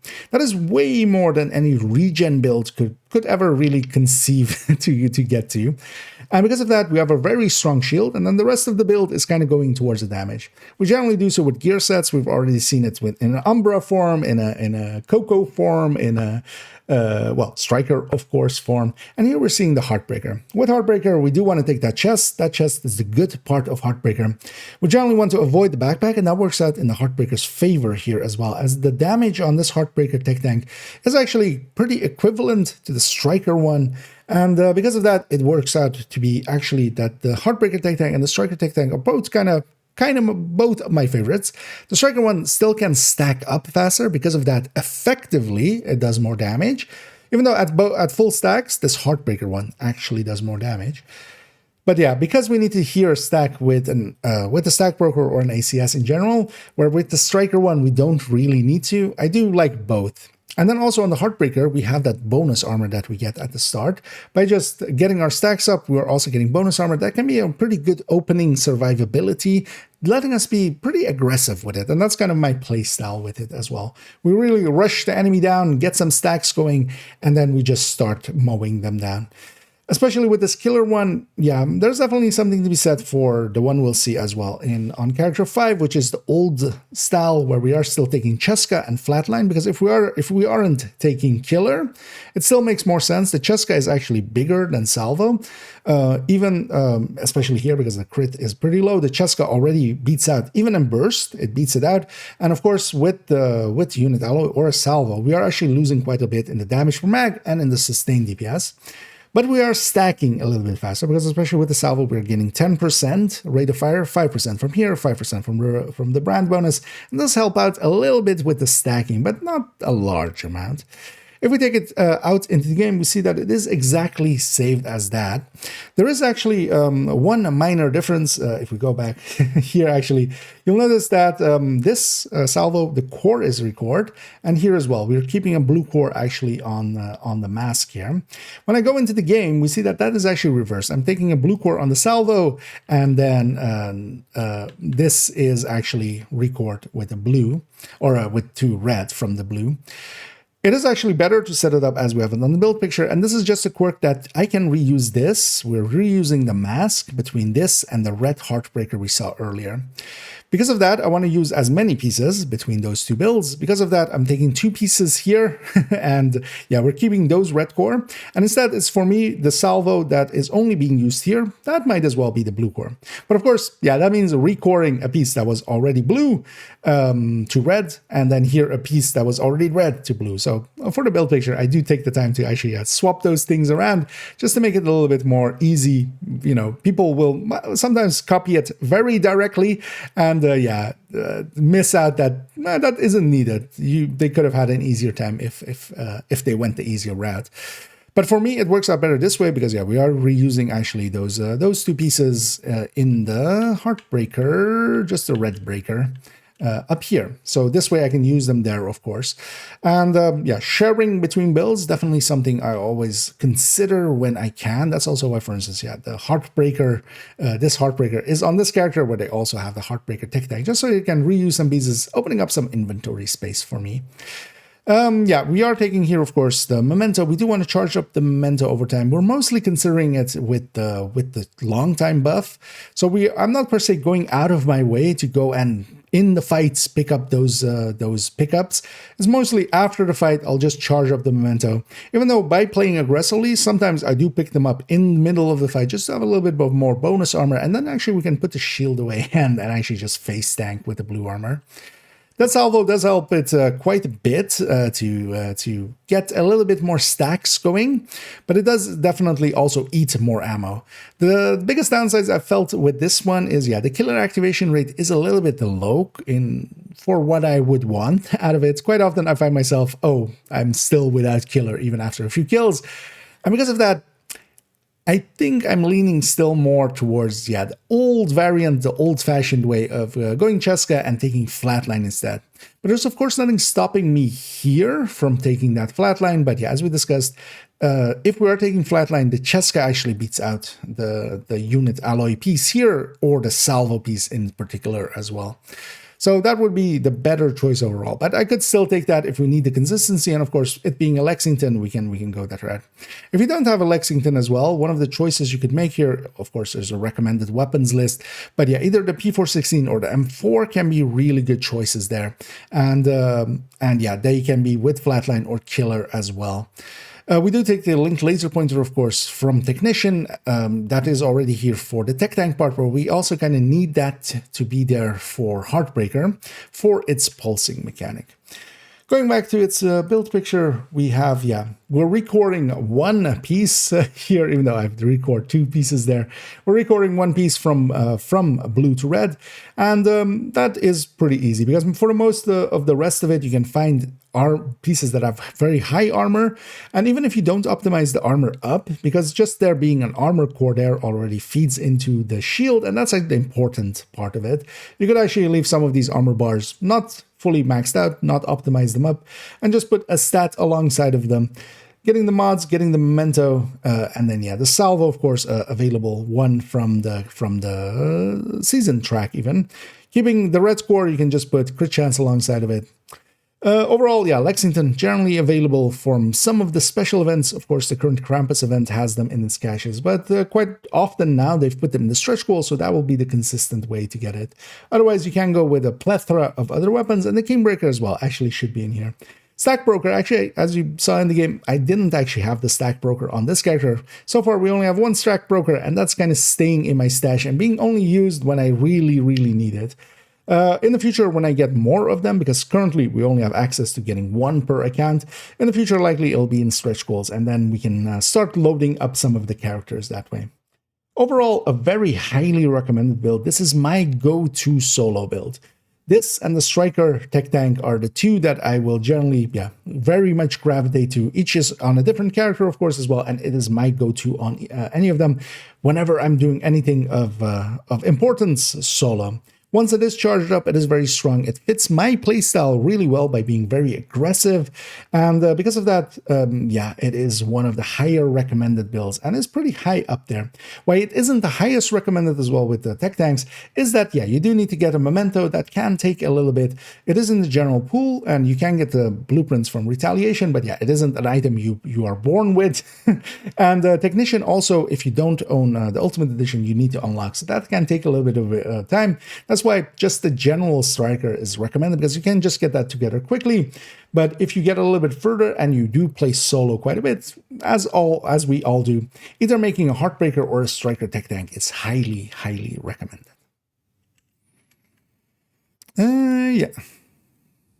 15 minutes, 12. That's fine. We needed to discuss a lot there. Oh, let me get up here. And hey there, Rama. And welcome in. Let's keep going. We have 2 more builds and then an outro.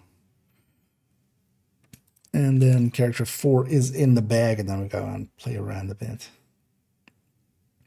We go shoot the shit. Shit the shoot. So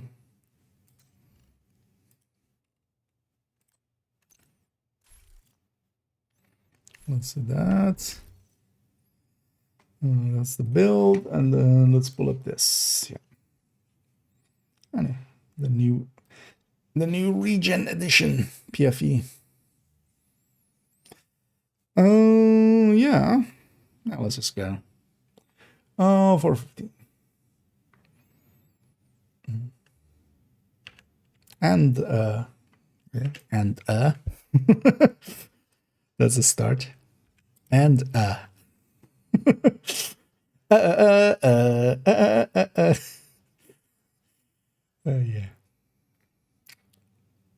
it's the final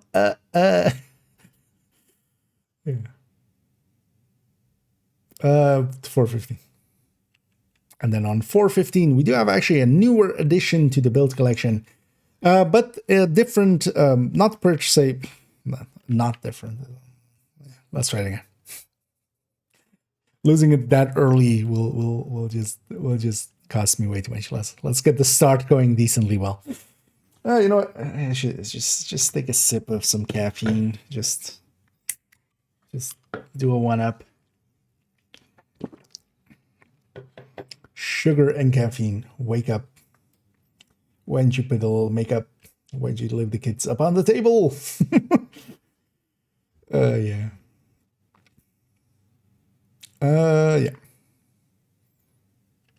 And then on 4.15, we see a new addition actually to the build collection, but not a new style for this slot actually even. We are looking at a PFE here set up to have 2.5% regen. We're going with 2-piece Golem and 1-piece Bellstone. 1.5% from the 2-piece Golem, 1% from the Bellstone for 2.5% regen. And this is a style that I've been wanting to try out. They are very common. I've seen them quite a lot. I had actually, we have a different regen one on character 1, as we saw, but that one's very much set up for instance, Countdown, and then with Galvanize and Vanguard on it. A much more defensive setup. Here on this character, I used to have the Ridgeway setup, and I was quite often frustrated by it. It is still a good setup, and I stand by it, but I wanted something different. The Ridgeway one, we had Ridgeway effectively, and then 2 damage brands alongside of it. We're taking a weapon with Sadist. That is the thing that then Ridgeway was opening up for us. When we were getting close to the enemy, we were bleeding them. We could take a Sadist weapon. We're kind of losing the chest talent, but then we're gaining a little bit back through the damage talent on the weapon. And then the Ridgeway, of course, providing us a little bit of a regen alongside of it. The big downside of that is mechanicals don't bleed. Whenever we have a lot of masters recently, and yeah, there's a lot of Black Disc in them. Mini tanks, warhounds, yeah, they don't bleed, and especially as well when there's bosses in them where they don't bleed. Yeah, it became kind of frustrating through that. So I wanted to change it up for this character, because quite often on them I would be annoyed of like, oh, we have a fight, but it doesn't work for this. It will work well against rogues and such still, but even there, against their skills, it was very weak, because also, again, they didn't bleed. So say this would not be active, we wouldn't get our regen going. So I wanted to try something else for this character. This is a very common style that has been around, and especially what this is, of course, doing is that we are bringing in Hunter-Killer. And Hunter-Killer by itself is not going to be worth it. If we're just taking Intimidate, we're just going to take Cheska with normal Intimidate. That's much more valuable with the brand bonus there.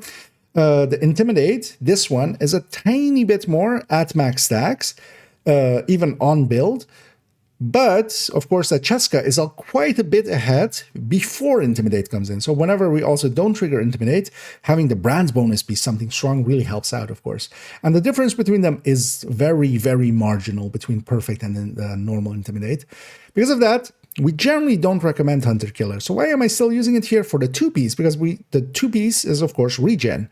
If we are going for some regen with that Bellstone alongside of it, now it kind of makes more sense. We are wasting 1 brand bonus. We are wasting that status effect that we have here. We're not doing any status effects here, unless we pull out our flamethrower maybe. Or actually, when we armor break, we will set enemies nearby on fire. But the 1 status effect roll is not going to make that feel any different. But we're basically wasting that to get that 1.5% and then getting ourselves the Bellstone here. Overall, this is a setup that I've been kind of enjoying, and then also this, because of the weird kind of quirk with a lot of the other ones, for instance, with the SMG one we saw earlier, we did take, for instance, some weapon handling rolls. In here, I've chosen for a different one, and that's the Chameleon. Chameleon's biggest issue is range. This is a build that's going to be pretty close up. It is also a build that is mostly blue cord. It is 4 blue cores in total, and we can't even go 6. As you can see, I have it set up that I can go even 2 more blue cores if I need to. And of course, how many blue cores we have, our armor is a percentage regen, so that would also increase our regen by quite a bit by going 6 blues for the places that we need that. The Chameleon works out well enough. It is kind of slow to get going, but once it is going and we have those bonuses up, especially I go for the legs first just to get that reload bonus in, and then we go for the body to get that weapon damage bonus in. And that head bonus isn't too big here because we are rocking a decent amount of crit. It's nothing special, but it is still there, of course. Those losses of brand bonuses going towards damage definitely make this feel a little bit weaker than some of the other PFEs that I have, but it feels perfectly fine. And we are landing with the Chameleon here on 61 crit chance total. That does mean, though, that the headshot 20 crit chance we're kind of completely foregoing and not considering at all. I'm mostly going for that weapon damage bonus that we have on the body. If we take it out into the game, we see that, it is saved exactly as it is shown there. And this has become, one that I've enjoyed for the places we use PFE. So for instance, in Countdown, especially during extraction, having 1 PFE player like this, especially if they are aggressive and can push into the enemy, that can be pretty strong because they can go kind of into the middle of the enemy in the back, especially with Adrenaline Rush, because it will trigger off of 3 enemies. We get 60% bonus armor. Especially with also the 75% PFE that we have here, that can last us quite a bit. And every 5 seconds, it re-triggers. So every 5 seconds, we have 60% bonus armor to lose in the middle of a pack like that. Really, only if we get hit by the axes of the hunters do we really land in a little bit of trouble. But even them, they will not take us to Healthgate with these 4 cores on challenging, at least. Here as well then, I do have 3 13 PFEs here, and then 3 12 PFEs. These are my other 3 13 PFEs. I have 9 in total, 6 we've seen already on character 3. And the 75 that we have here, because yeah, if we had all 13 BFEs, we could be 78, is enough already for me to, for instance, go with this firewall. This firewall, of course, giving the bonus damage to my allies, any enemy I'm within 10 meters of, every ally, and this is actually one of those quirks as well. Some things, like the bonus to status affected enemies, is just your subgroup. This one is actually allies, and it does also work that way, which is all allies. So, for instance, if I am in the middle of the pack during the extraction, I'm giving 10% to all 7 players alongside of me. And then, of course, we're also taking that for that striker shield for an extra damage here. And here as well, we have even 13% on it because we do have definitely a few blue cores here, giving it a few tiers, and that does up this damage. And this is also per enemy within that core. Overall, this is a decent way of setting this up. That regen does feel good. 2.5% means that every 40 seconds, we get the entirety of our armor bar back. So if we were to lose it all the way in 40 seconds, it would be all the way back up. That isn't fast, but it isn't slow either. We will get our health and armor back, and that means that while we're fighting, we can just keep fighting, and even if we lose a little bit of our armor, we don't have to consider of like, oh, I need to disengage to go into corner to met back up, or, well, hopefully the healer heals me. No, I'm taking care of myself, and because of that, this does actually work out decently well. And while that Chameleon, I still kind of, stand by it a little bit. Scorpio definitely will be an option there as well. And for some of the fights, if I were to take this, for instance, into Recruiter, where it's much more important that the player that is running PFE is kind of disabling the Recruiter, I would choose that. But if I need to do a little bit of damage, and this build can do an okay amount of damage. It isn't, of course, one of the gear sets or a striker or a Coco or tipping scales or anything like that, but it can do enough damage, and that's also important to keep the enemy focused on me. I can, if I'm shooting an enemy, especially once we have the mid buff up on the Chameleon, getting that 90% weapon damage. Once I have that up, I can actually keep an hunter, especially if I'm close to them, because proximity matters a lot for threat and aggro as well. We can keep them focused on me and not shooting my allies, for instance, making it so that also for rogue fights and such, I can kind of run at the rogues, especially in a group setting, and kind of keep them still focused on me by doing enough damage, letting my allies just tear away at them. And yeah, that is the play style of the PFEs, and definitely a style that, yeah, on every character I have a PFE build because they come very much in handy for rogue fights, for some other fights as well, especially some of the master missions. For some sections, they can be the prime pick. This one is not the highest recommended, I would say. I really like the shotgun one I have on character 5. I really like the SMG one that I have on character 3. Both of those have a lot more damage because some of those brand bonuses are going towards that, and also some of the exotics that they have. But this one definitely feels perfectly fine. We are giving up a little bit of damage. We are getting regen in return for that. That is a trade-off that is worth making.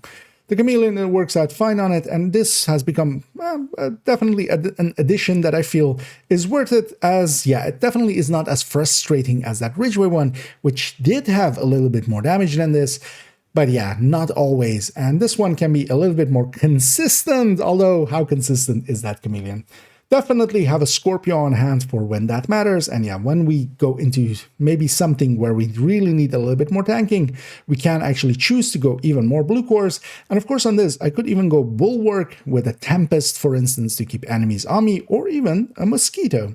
So that opens up a lot of options because we are kind of agnostic about what weapon types we're using. We can even go with a Bulwark.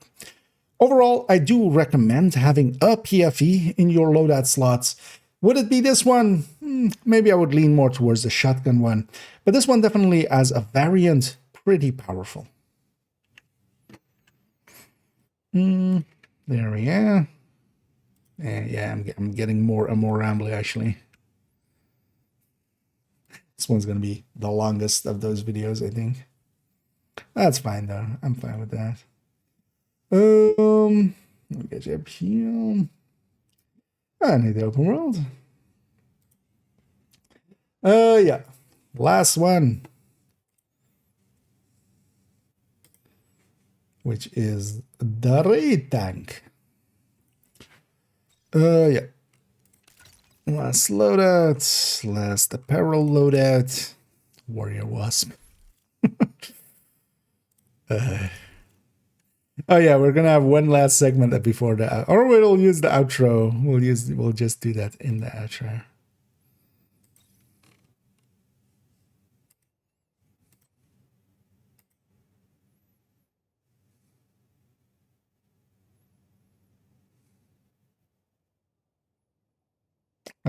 Yeah. Oh,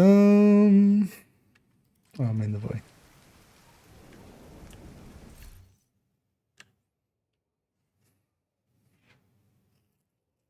Of course, it's fucking raining in the game and just being a storm. Yeah. Yeah, let's just go. 460. And then on 4.16, we have one of the Iron Horse raid tanks. And this one is kind of set up to be a regen and have a lot of hazard protection as well. As what we need for Iron Horse specifically is a tank, a very tanky build that is fully hazard protected. And this is the go-to layout nowadays, where we're taking 2 pieces of Cavalier, and generally we wouldn't take 2 pieces or 3 pieces of a gear set or such. We would generally go with a 4-piece, of course, but none of the tanking ones are really worth it. So we are taking 2-piece Cavalier that has status, or hazard protection. The other way. Wait, let's try again. Because I was also about to cough, so although now it's gone, of course. Let's try that again. From the top. And on 4.16, we have a full-on raid tank. This is the go-to layout of an Iron Horse raid tank, if you can make it this way, because yeah, we do have one rarer item. We'll come to that in a second. But this is then the setup that we take for having full hazard protection, which is needed for the Iron Horse raids, and for segments of it at least. And then alongside of that, we're taking some regen, and of course, we're just fully bluing it. We have one job in there. We might as well do it the best we can. And this is one of those few places that, yeah, we do use tanked builds. As you have seen, I have some tanky builds, but most of the tanky builds, even the tech tanks, or even those PFEs that we saw, most of them are taking red stats underneath it, because while you can take a few blue cores, the blue stats mostly for general play are not worth it. This, for instance, wouldn't be a good way for tanking legendaries or something, even though, as well, just mechanically, it's not worth it to tank legendaries. It's much more useful to heal legendaries, it's much more useful to foam legendaries especially, than it is to try to tank it. And most of it comes down to mechanics. We don't have good mechanics for tanks. In a lot of games, we would have things like taunt and stuff. And I would love, actually, for them to, either to the shields or to, for instance, some of the talents like Vanguards, apply a threat thing. In Division 1, actually, the shield has threat. When you pull it out, it actually generates threat, so you don't have to do too much damage to the enemy for them to focus on you. Here, if you were to use this, for instance, in just 4-man heroic or something, no enemy is going to point at you and shoot at you. They're just going to shoot at the damage dealers when they shoot at them. Because of that, it's just a Vanguard that can be useful. It's kind of tanky and can be in the face of the enemies, but that's not that useful. You're much better off being, for instance, yeah, something even like a tech tank or a PFE that would provide a lot more damage and actually be able to take some of that aggro. But the story is completely different in the raids. In the raids, we do have mechanics for tanking. For instance, some of the enemies, if you stagger them in certain ways, they will focus down the person that is staggering them. And also we have things like the mosquito actually available when we really need to keep the attention of a boss or something away from the red builds. And for instance, also in the raid settings, it is important that this is 1 out of 8 builds instead of 1 out of 4 in legendary and incursion and such. Tanky builds don't work out there well because also it is a quarter of the team. So you're giving up a quarter of the team's damage effectively. In the raids, of course, it's only 12.5%. That's also why in 8-man content, tankier builds kind of work out a little bit better just because relatively they're less of the team. And this, though, is then set up, yeah, with the chill out. And we're taking the chill out here just to have extra protection from elite mods here available. And then also going with 3 pieces of Gila. So we have 2% regen from 3 pieces Gila. Also the armor from that. and then the Bellstone for a third percent. So we have 3% regen on this build itself. We're pairing that actually with some protection from elites. There's even a few armor regen rolls on it, mostly because there isn't that much other things to take. We could take explosive resistance, but that comes into play just in a few places and doesn't make enough of a difference anyway. So we are taking enough hazard protection, and that's also what the 2-pieces Cavalier are for. They do have 30% hazard protection on the 2-piece, and with all of that combined, we are hazard protected against everything. So we are hazard immune effectively, and that's needed in the Iron Horse raid for certain purposes of that. Outside that, you wouldn't per se need to have that, because even if you wanted to have, towards one status effect or something like Disruption, you would be better off, for instance, taking a few mods and such. Here, though, we are taking the Chill Out Mask. When we are taking the Chill Out Mask, we do get those extra protection from Elite from there. We could just forego this being the Chill Out, and then instead of the Chill Out, just have a Gila Mask. You would lose one of the protection from Elites. That does hurt a little bit, and there is actually in the build collection and also in the recommended build list another layout where we are taking it a little bit differently, where we are taking it with an improvised piece to still keep around the same amount of PFE. But yeah, that is a much more annoying setup to get to, because you also need an Imperial Guard for it, which is easy enough if you have the blueprint, but outside of that, not easy enough to get. If we take it out into the game, we see that it is saved exactly as shown there. There's really only one variant to it. We are taking it also with a Bulwark and a Revive Hive. The Revive Hive just to revive ourselves if in case we do go down. The Liberty, because we're pairing it with a Bulwark, the tanking as well is mostly done through a shield. We can't, even this build can't face tank legendary for longer than like 4 seconds. You will get destroyed. The things that can tank are shields. So for instance, here having a shield that is 17 million, that can tank, because we ourselves are 2.5 combined. And then one thing that can help with that is the Liberty, as long as we are body shotting and then headshotting once in a while. Headshots consume all of these stacks that we can make there, and we repair our shield for that amount. The other tool that has become one of the go-tos for this build is actually the Mosquito. This can keep one enemy kind of forcefully targeting us. This is one of the very few ways that we have to actually make aggro happen consistently, especially for a build that is like this. As we discussed with, for instance, the PFEs and such, aggro mostly works around damage and proximity.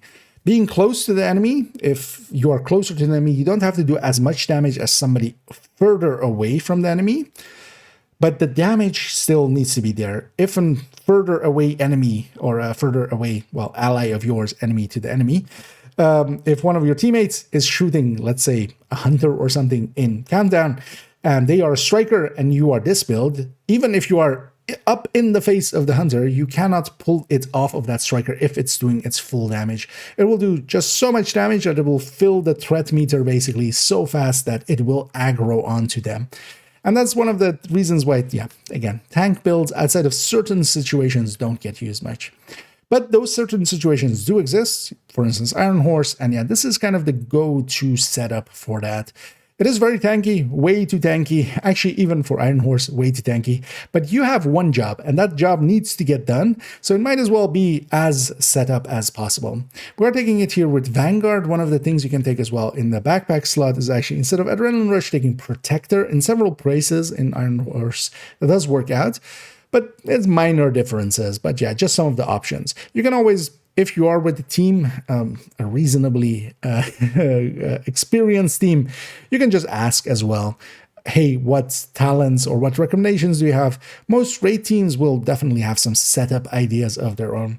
This one, though, I do keep in the collection and on this character just for the few times a year that I end up in an Iron Horse raid. Outside of that, I do sometimes use this for some testing, especially the hazard protection of it. And that's honestly as well. The reason it has stayed in a loadout slot is just I do sometimes grab it just if we need to test something tankily. That does work out with this. It is one of the tankier builds that we have. And the 3% regen every 33 seconds, we're filling back up basically at 2 million armor. And that means that we are regenning a decent chunk of our armor every second. As we have around 72k armor regen, and that can be pretty useful. But I wouldn't recommend this outside of if you are planning on doing Iron Horse. It isn't too hard to get together, especially those two pieces Cavalier. They do come with blue cores, of course. So yeah, you just find the piece and then just optimize it up, or especially finding a hazard protected piece as well. You can optimize that up, but honestly, you don't need to. The chill out is only available through seasonal things, and yeah, likely in the future, Valentine's will likely be the next event that we get, where the Hoarder will be in a special mode, and then you can try to farm for the chill out. But the chill out isn't per se needed. You can go with other things, just lose a little bit of that protection from elite. The other pieces are pretty easy to get. The point pen is generally available. Liberty is through its own quest line kind of thing, where you get a piece from Capital first, then there are 3 other missions. You can look it up online. It isn't available through Retaliation because it is one of those exotics that is crafted. Because of that, there is no Retaliation drop. Also, you would need to get one first from that quest chain kind of, where you do Capital, and then there is the 3 missions close to Capital that you kind of do, but it needs to be in a certain order, so just look it up, as I don't remember off the top of my head. But yeah, you do need to basically get a Liberty first, and then more can drop, so you can't just farm for it. Mosquito, though, is generally available in those loot pools. Overall, yeah, not recommended unless you're doing raids or some testing sometimes. That's mostly what I end up using this one more for. Places where we need to check what hazard protection is needed, I can play around with this, remove a hazard protection, add one in, and because of that, yeah, I do sometimes use it, but yeah, definitely not needed unless you want to go for these roles.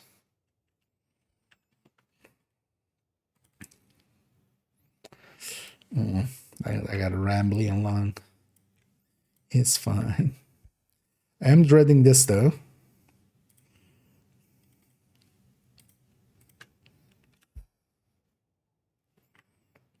View playlist.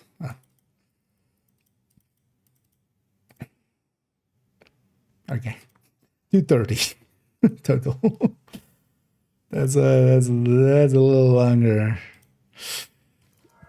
Yeah, it might be good. Yeah, to take a few days break in between.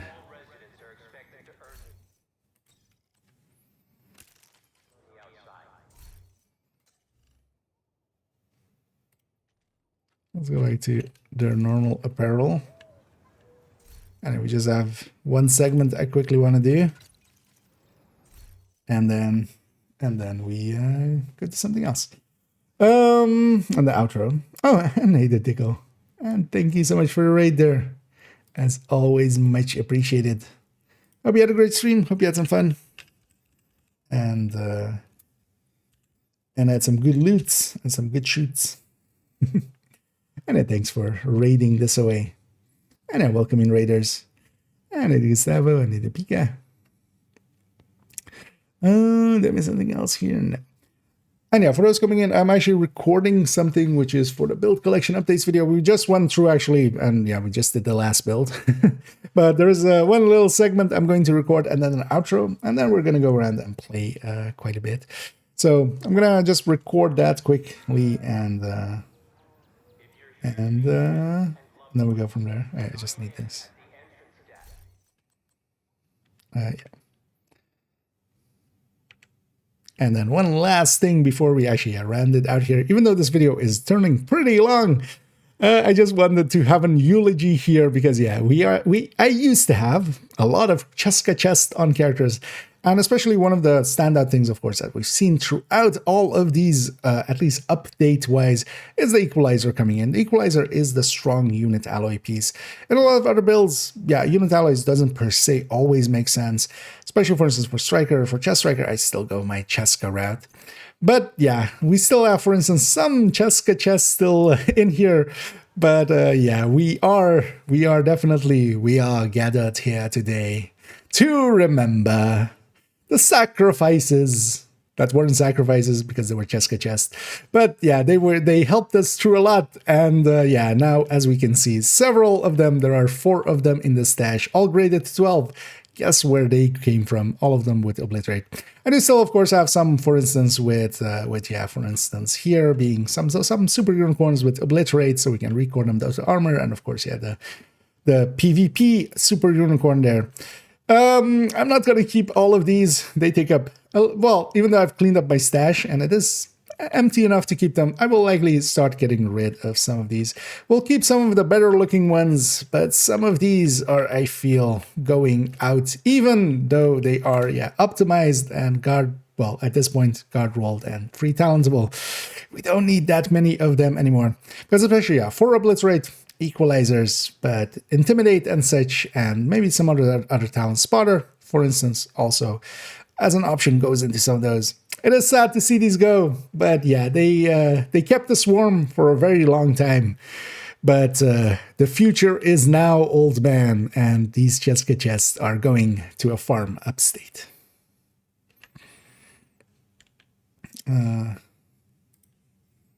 Yeah. Because I wanted to have done that just so also actually I can deconstruct them as well, because they are actually out going out.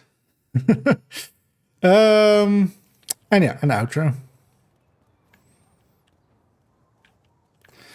Let's grab. Let's grab a different. Let's just have one of those dancing outros, just simple. And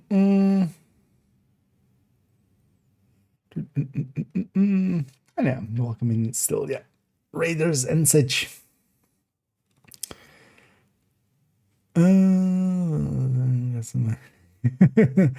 Yep.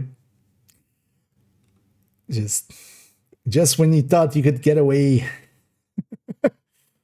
we pulled you back in. Oh,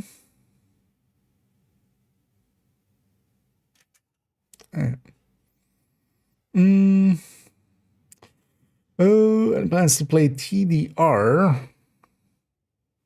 What's a TDR? Likely I'll go, oh, that one in a second, but it does not ring a bell. My mind actually went to Test Drive Revolution or something. Whatever it was. What was that one? Test Drive Resurgence, yeah. Resurgence.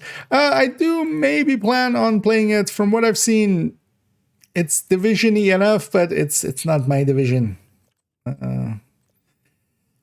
When it comes out, I might play it on an emulator for a bit.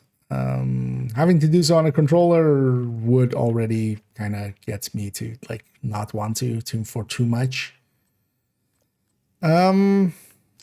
But yeah, I would be interested mostly in just how its systems are set up and stuff. Does that thing have hey, we're planning on releasing around this time kind of thing?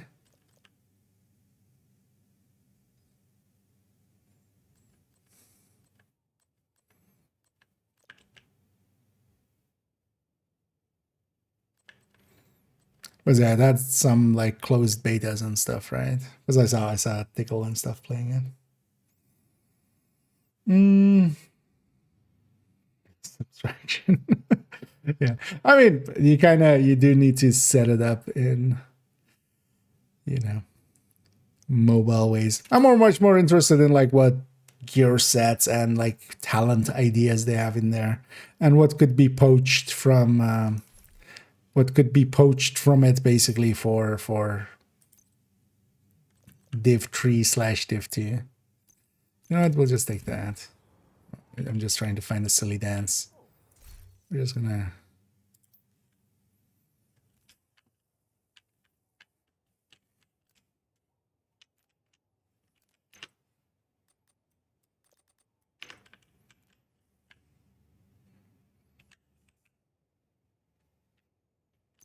We'll just do a little bit of this.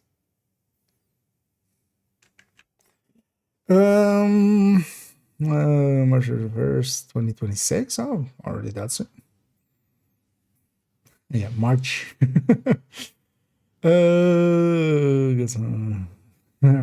Yeah, I wouldn't likely, even if I try it, migrating, that kind of stuff over is likely not something I'm going to do. It would be interesting to maybe at least set a gear spreadsheet up for it, but I would be up for contributing to it. I wouldn't want to be the lead on it or anything. But I'm sure something like that will pop up. That's already so accepted about like Division 2 that that would happen there as well. Actually, well, that makes sense as well if they're already doing closed betas. Maybe if they do an open beta, I'll jump into it. Through channels, I was gonna offer to like, hey, I could get you a key if you want to, but I was like, not that interested. Yeah, let's record the outro and then we can go and game. Yeah.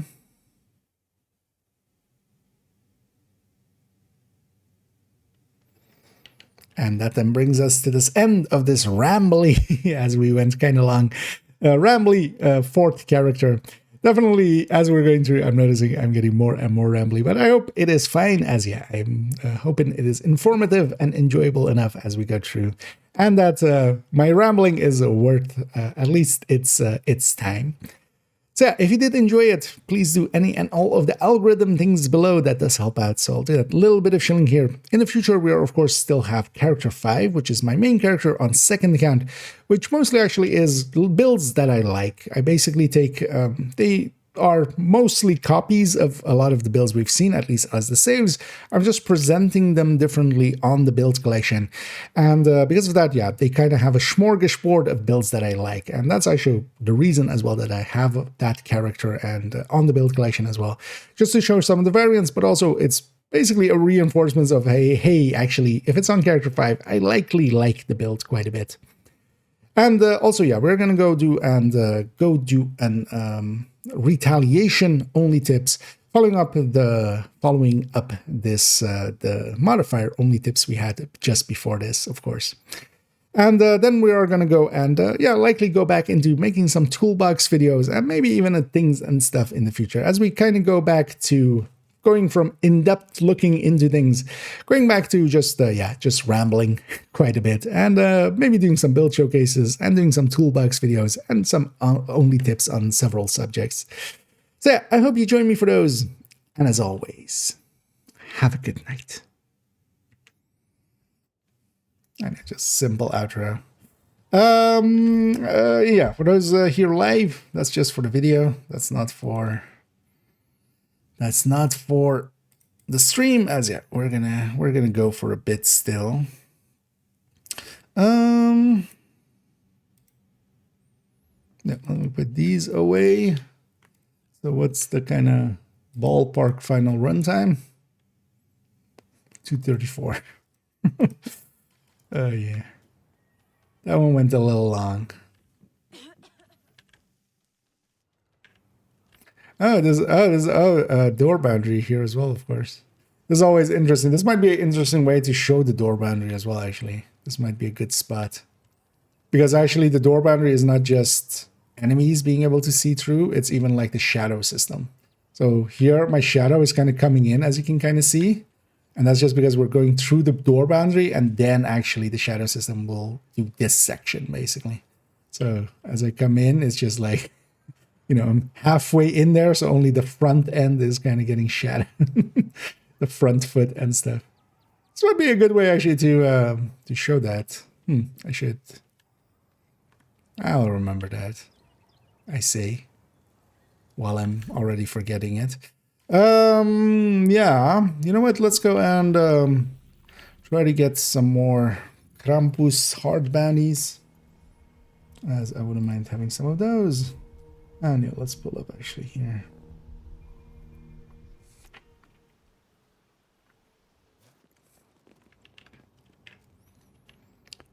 What am I running? Let's run. Now maybe what we go do is, I've been meaning to actually try out the Striker Tempest. Yes sir, we tried it actually on Summit with the Legendary. I'm curious actually, just to do parts of or the entirety of the UA and just see how long it takes us. I figure doing it with modifiers. I might just take the guides just to make it a little faster. Although I really keep modifiers off with it.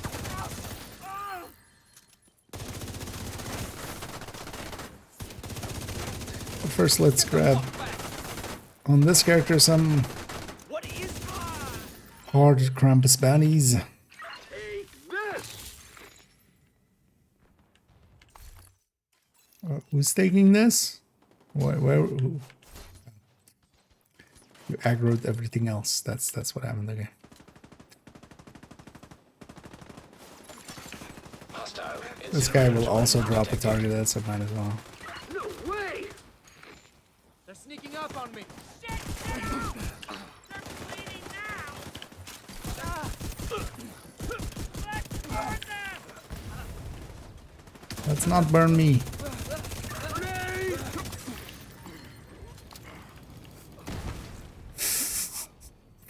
Thank you for yelling grenade. At least I know who hit me. Goddamn asshole. Keeps grenading me. Yeah. If you're getting companions, definitely get companions without grenades. I should totally use that clip in that clip of the guy killing me or downing me. As just don't take grenades on them. Here's why. Oh yeah, let's go to character sheet. Let's first get we'll first get a Krampus bounty, and then yeah, let's go try actually a few rooms of DOA. I think legendary DOA with that Tempest tech tank.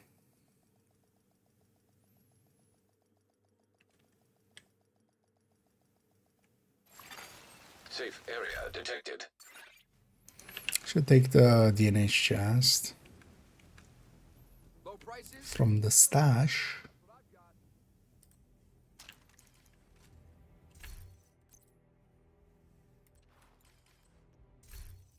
Okay.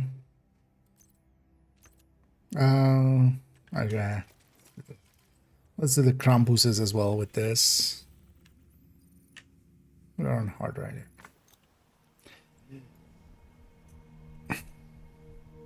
See as well if we go back to character 4 and maybe try some more 511ing. Enemy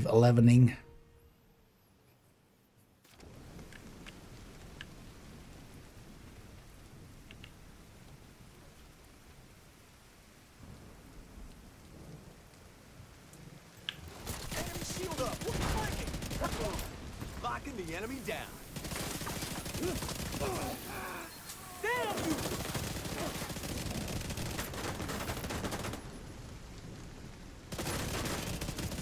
Target's injured! I have no line of sight. Get an angle on this! How funny would it be if we got a 13 BFE? The rarest of the rare. In purple. That'll be the dream.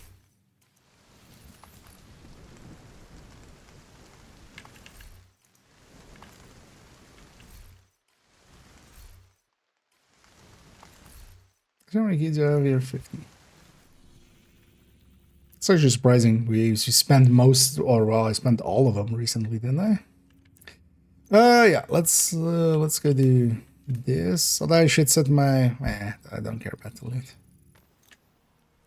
or I don't care about the stashes or the gearboxes. The drops will still be heroic, but the boxes, if I keep my world on hard, they're gonna... The target loot out of them is gonna be scaling to hard, but the target loot is also ASINs and 8s, so... 0 fucks are given. Yeah, no directives, even though we should just take Pistolero. You've got your objective. Don't let anything stand in your way. Kind of curious actually how this first part is gonna go with this. Because with that other one... In the fight! Get clear! Division agent target! Watch on right!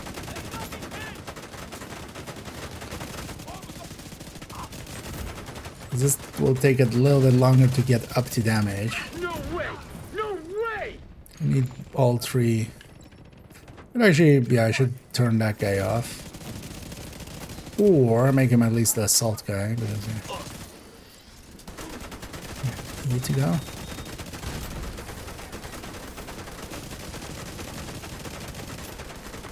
honestly, with the Tempest and stuff nowadays, you know, you could just slowpoke your way through a legendary like this. You would be able to get the Tempest. But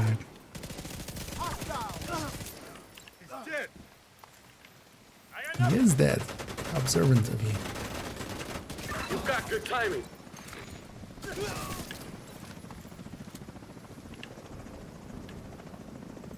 That's also the reason why I don't have too much respect for like legend. It's not per se hard. Solo scaling makes quite a difference on the health and armor on them. Still need to watch out because yeah, they are still dangerous. It is still legendary, but I don't have too much reverence for it. You don't remember how the bleed stinger from the heavies works against shield? That's the shield, right? And then it bleeds me, but it hits the shield, right? Oh, is it on that side first? I thought it was this side first.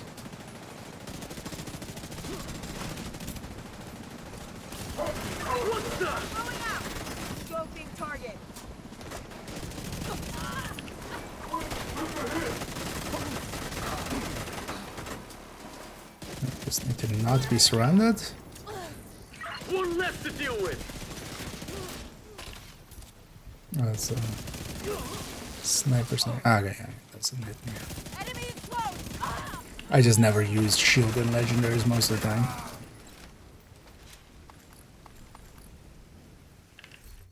I'm mostly either foaming or I have the pulse because pulse pretty good.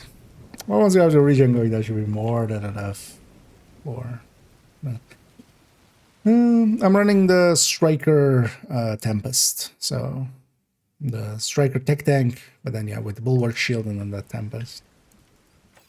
This is what we were running in Legendary Summit yesterday as well, but then with the hit and the directives.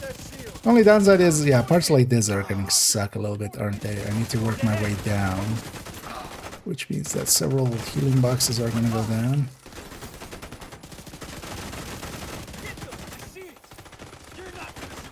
Ow, ow, ow, ow, ow. Take it like a man.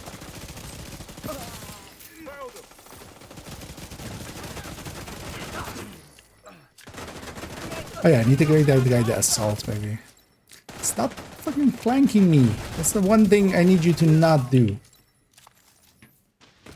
That's the only dangerous thing you guys can do. Stop doing it. I'm actually gonna leave these two. Oh. Actually, I've already spawned. Oh yeah, good luck.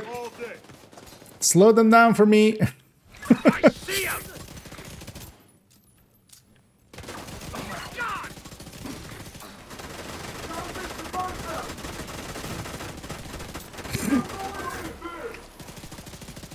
Didn't slow them down much. So you take those bleeds out as well.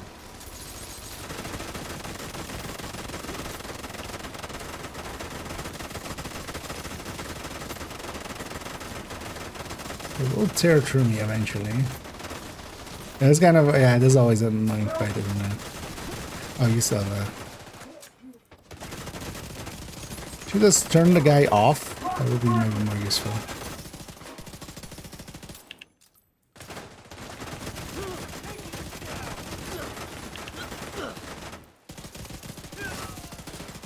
And just have the passive bonuses.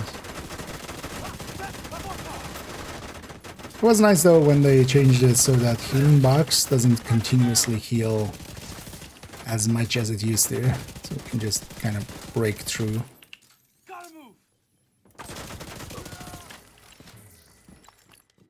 Why are you running? Damn it. You guys are supposed to be legendary enemies. Don't run away. Like a pussy.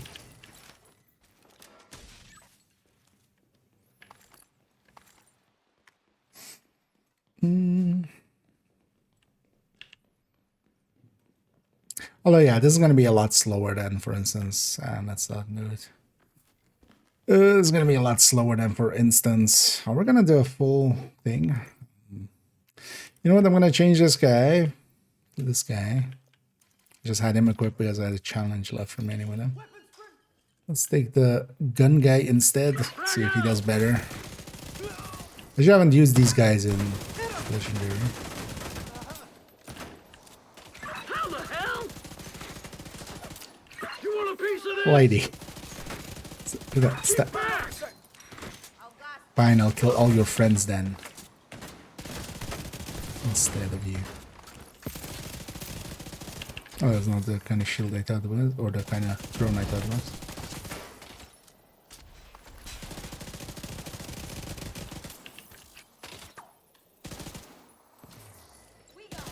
You go away. Ow. By the way. I do need to watch out, yeah, just getting shot in the sides and stuff is still dangerous. Try to not go too far forward so we get out of combat here so I get healed for free. Here we go.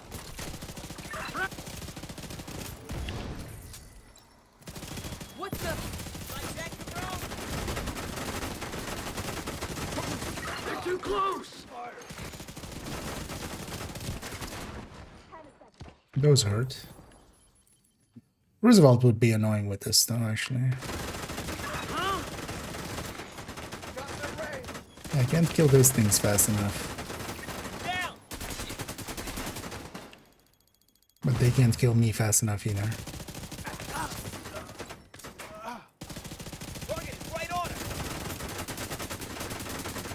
These guys are super tanky. flying drone Target down? took a hit. Big shield. Cover, go, flank. What at me? Sniper somewhere? Here. Yeah, Disarmor for shit. can we kill you? You die. Operator is down. Operator down. Loading up. Hold there. I'm coming.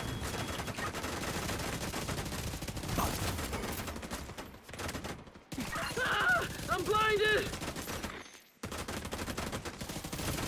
There's no mini tank here, right? What's blinding us there?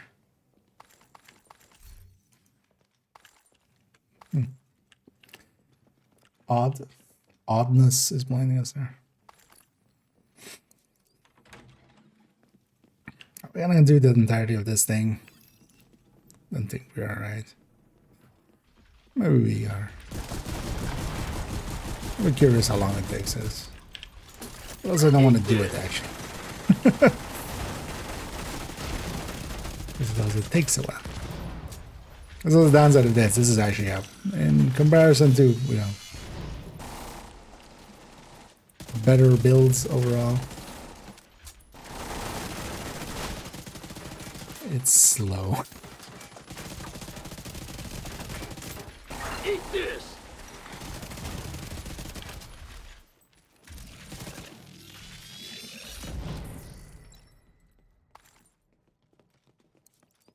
Don't need ammo. Who needs ammo anyway? Checking fire zone.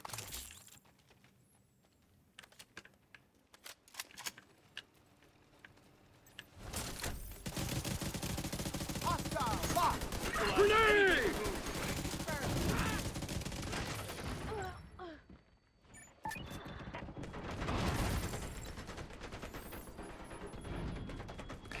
Yeah, some of those airbursts hitting behind me, of course, are very dangerous.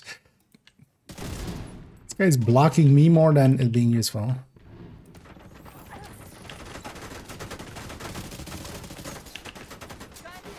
This guy really just wanted to show off. Deploying frag. Oh, yes, flashbangs. Take some flashbangs. How the hell?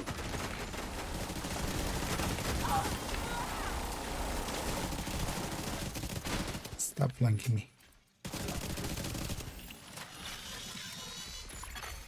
System disrupted. Oh, does the next wave not spawn till we kill this one? System Okay. restored.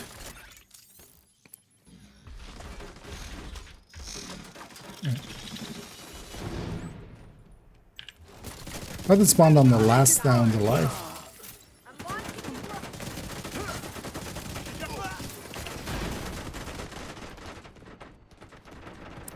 No flanking.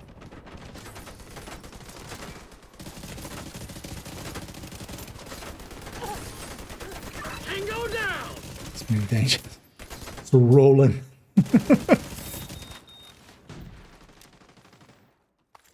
Throwing frag!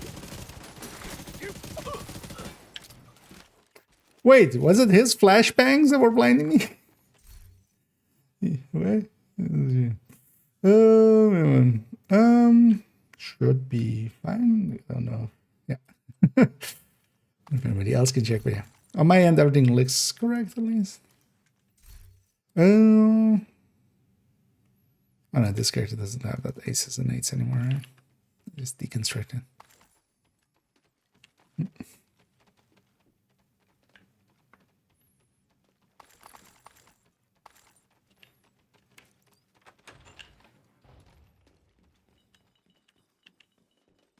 We're gonna go do the whole thing here. It's gonna take actually like a half hour to do that. Let's do it. I kind of want to see what time we get. Eat this! No!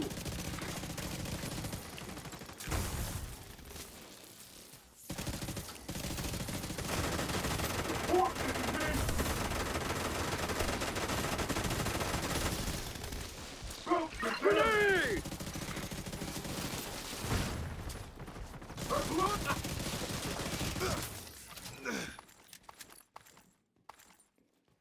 Yeah.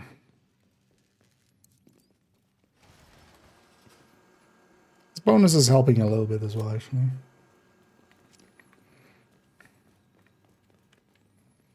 The command link ones.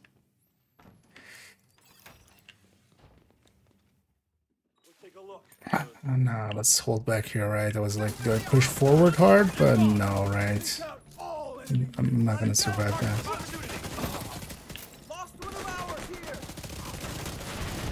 Suck on this! I'm up. Taking heavy fire. How the hell?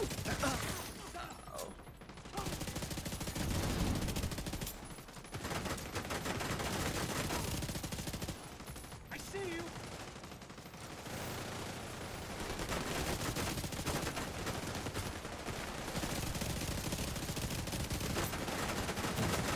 Yeah, twirling bugs is always annoying. They've got me flanked as well.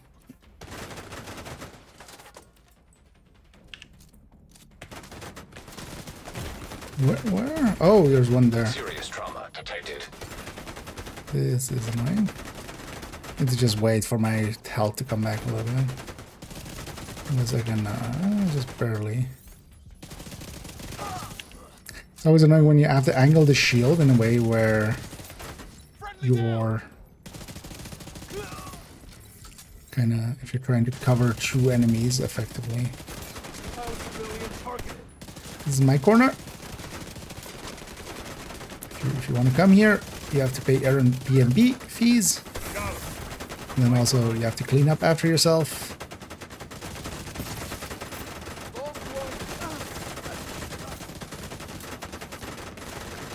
That shield is silly. Yeah, let's get out of here. Come on now. Oh, shield. The shield is silly.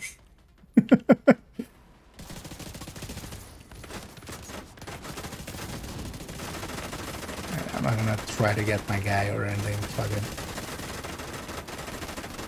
He's my companion. I'm not his companion.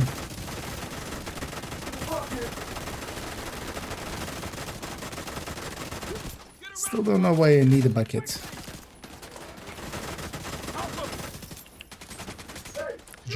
Stop flanking me. They're trying to get us. They're coming in! Taking fire! As I this is pretty like fucking slow. I might rather actually just be like trying it twice on like a striker with like a memento. Just Just take things out, but this does feel pretty safe actually. It's kind of surprising. The shield is actually much stronger. Although, well, I generally don't use this shield, of course, with... Also, we are getting the 15% from the 15% skill efficiency from... What is this shield even? 20 million. Okay, so yeah, that's a lot more than the 17 it normally is. Yeah, no worries, man. I'm okay. I'm okay. Oh, if you missed it, but I showed the build also several times. The Striker Tech Tank, but then yeah, the Tempest one. In the Tempest layout with the DNH chest. Actually, out here, what I should try is the Striker chest. This is duck content too. But that would still work out. Stop being so aggressive.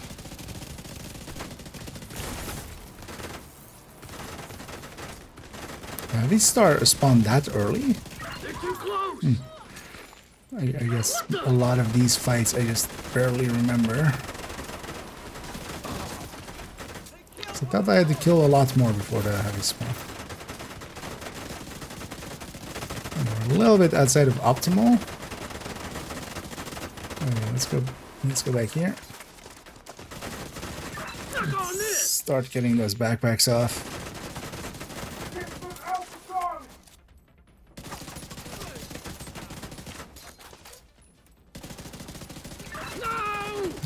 This is our life now. Shooting heavies for the next minute.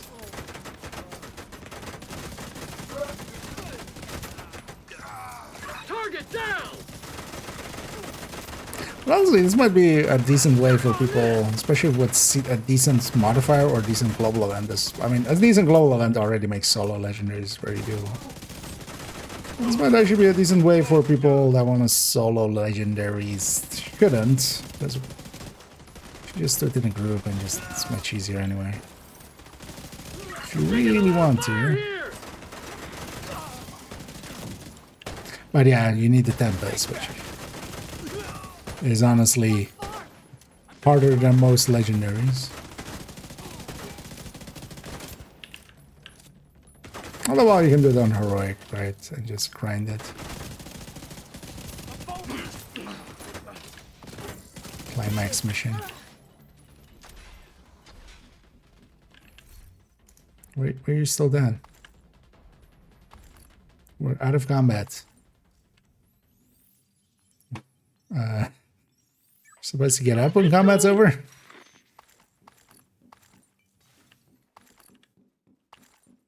It's a decent decoy, actually. It's not bad. I haven't used them at back. How about you?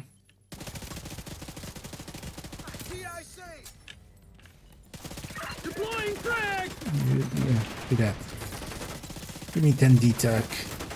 That's honestly what we're using it for, mostly.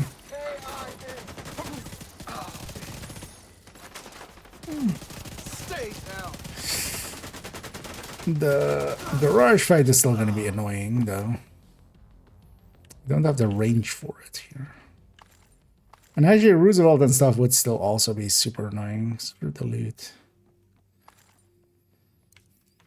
If you were to do those, Capital would be kind of fine. This would actually work really well for Capital.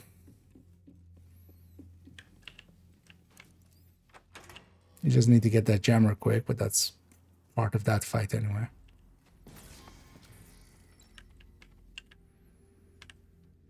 Do I still go actually upstairs?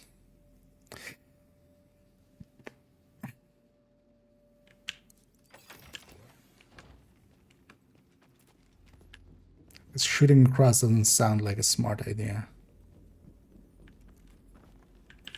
Let's just start here.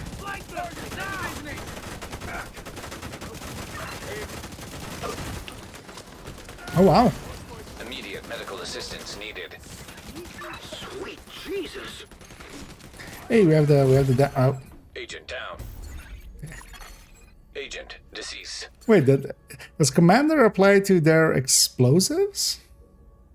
Because yeah, he took my shield out in like one hit. Yeah, we'll leave it there. I wanted to kind of see how this thing performs in there. I should have gone to top actually. Stand in your way.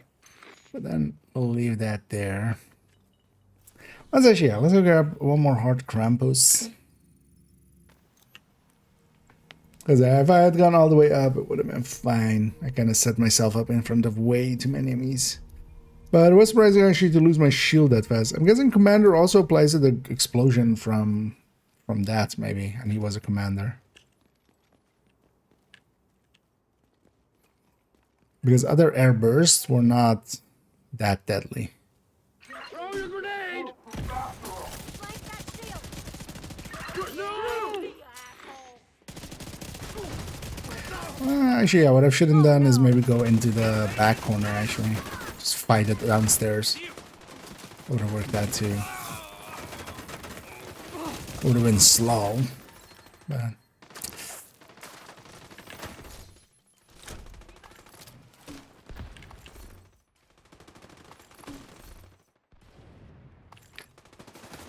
And also, yeah, one of these times I want to turn, yeah, without the modifier on.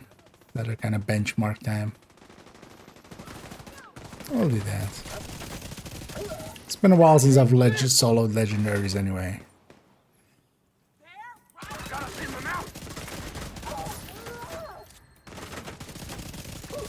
We'll use that as a, hey, we did it again.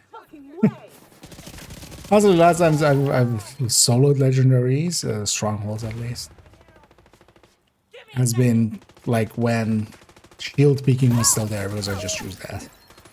Like everybody else did. That was a much easier thing to do. But yeah, they removed that, and ever since I haven't actually like soloed the legendary since, because I don't think it's also kind of like worth the time unless you want the challenge. Shit, what? Like, it's much easier to do the strongholds, especially in 4-man, so...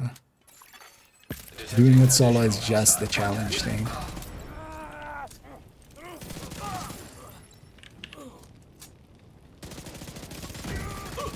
Incoming hostiles detected.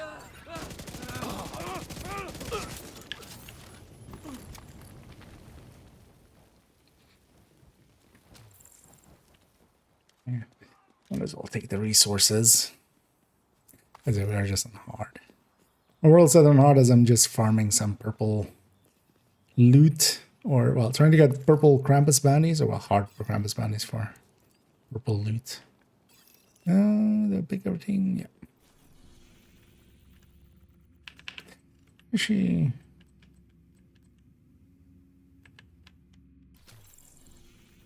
Well, let's maybe go do that. We take the high end. Or maybe we go do some summit. Again, I actually enjoyed being in summit again yesterday. And I was like, oh, yeah, I enjoy summit. It's too late to run. Not that anyone here. I've got what you want, Agent. I'm happy to have made a deal.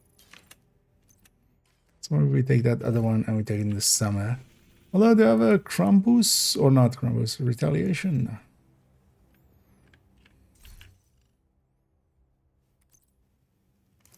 Let's put this chest back. Yeah, let's do that. We'll take character 1, we'll take them to summit. We'll take them to submit. We'll run around there a little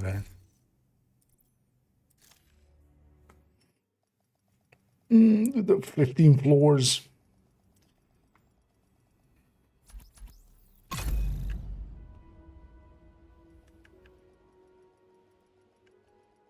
Why we do a few floors first with just Bestie.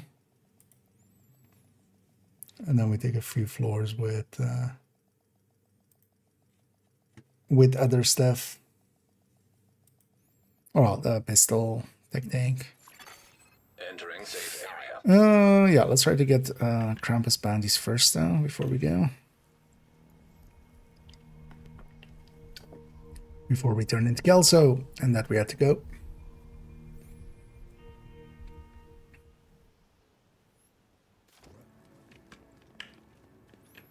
To summit.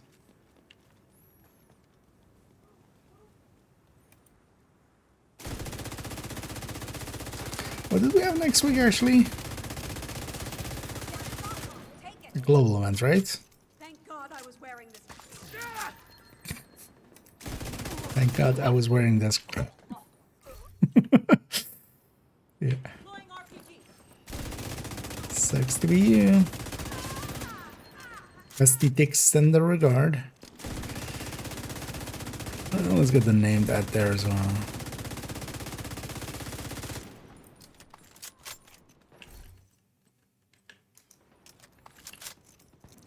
If I actually get a max out purple mine, we're totally of course keeping those. Let's get the named here. They'll also drop the target at.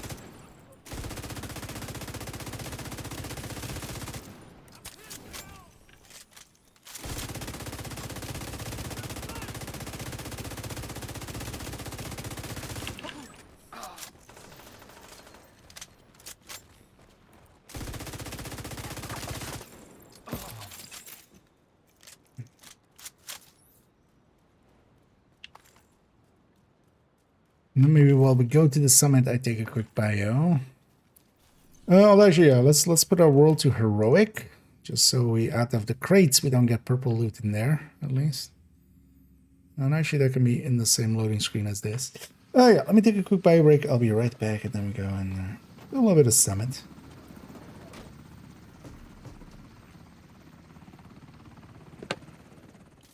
We need you to secure a skyscraper. This may take a while. Hope you cleared your schedule.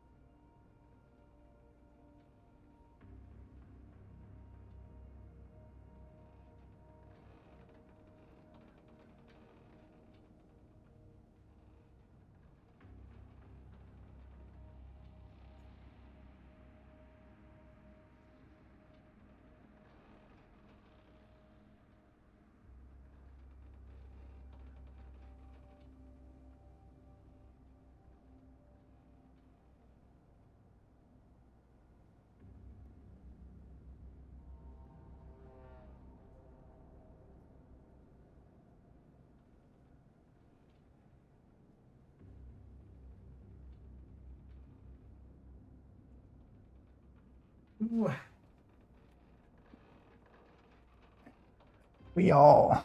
And we still have the directives from yesterday. Let's not have that many. Should go there. Get a little outer run. Always handy. What am I doing on resources actually? Am I full up on something? No, not really. Good. You know what? Let's take a grade at bestie. Just to be a cool kid.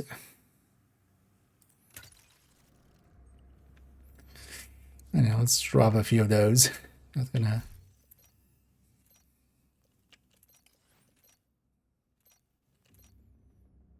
So what did we always take?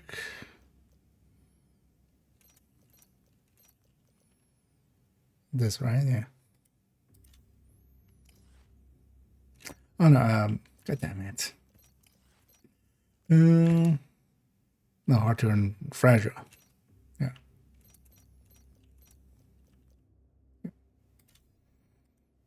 Actually, that's what I had, I think now.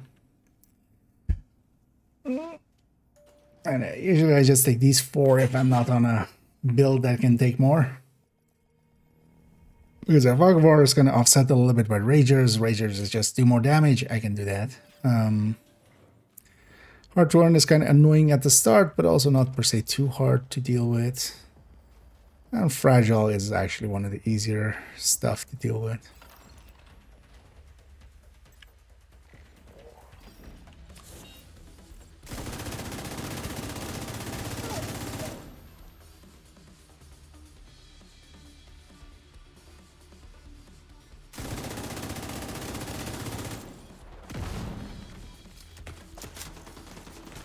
Step aside. Quite literally.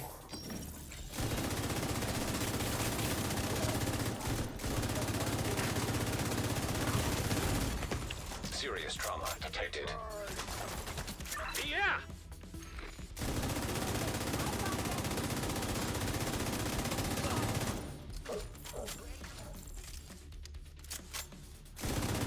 This deck is just gonna go around and murder a bunch of people. It's a nice thing about the bestie. I don't have med pack. Oh, there should be. Oh, there. I was gonna say there should be a med pack around where we got the full bar of the special ammo. Detected. Hard to earn should have given us one. Can actually use it to just remove the thing. Nearby hostage situation detected. Let's do this.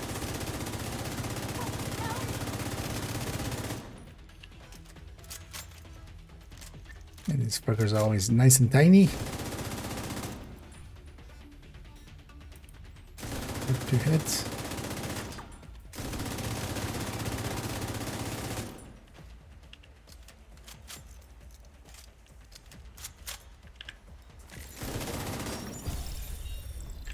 One of the things we definitely need to address with Coco as well whenever we do the build choke is just the difference in that weapon handling.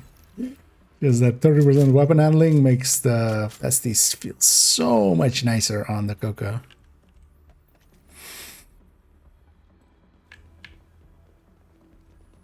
Than this. With no weapon handling.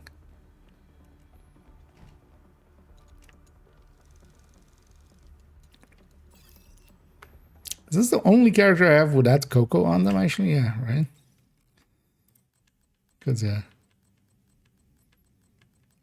It's actually funny that a new gear set came in and it went on basically every character, because character 2 and 5 have reds, 3 has the tech tank, and 4 has turn hybrid and combat melee. That's actually impressive for a new gear set. You know what? Let's take the long range approach.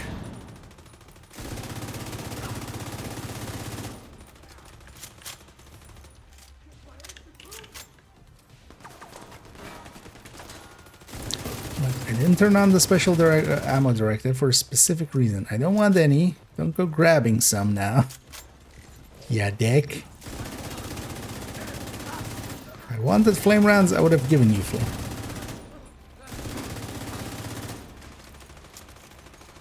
If I wanted you to have flame...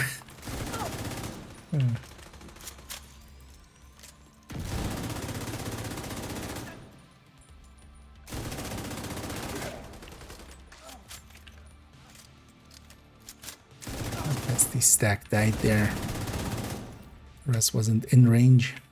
I'm set to unit alloys. Let's not have that. AR still for that AUG. Still also want the KSG. Let's get the AUG first though.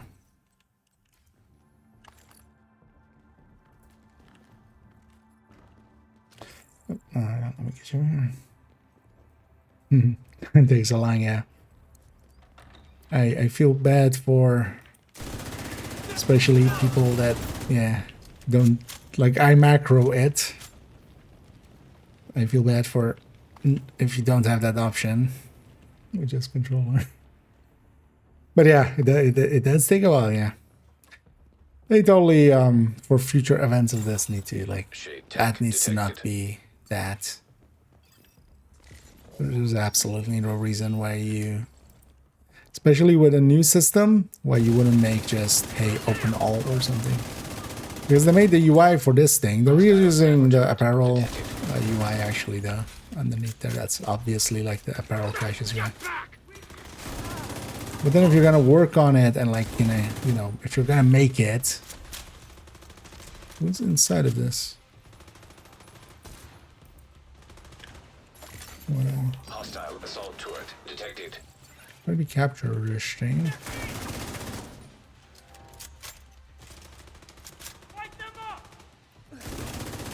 Because he's not in it.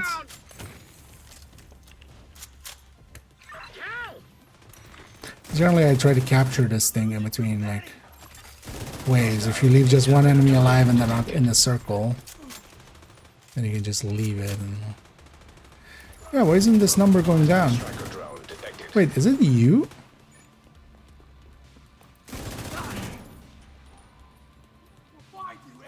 It isn't. Okay.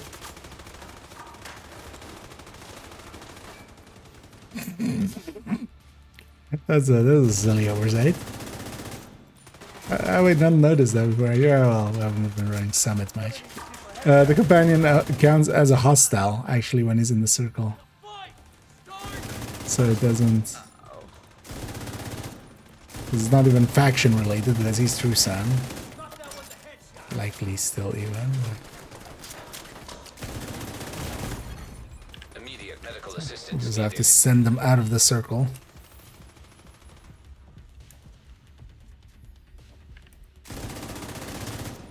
That's at least good to know, though. Knowing that, at least we can prevent that in the future.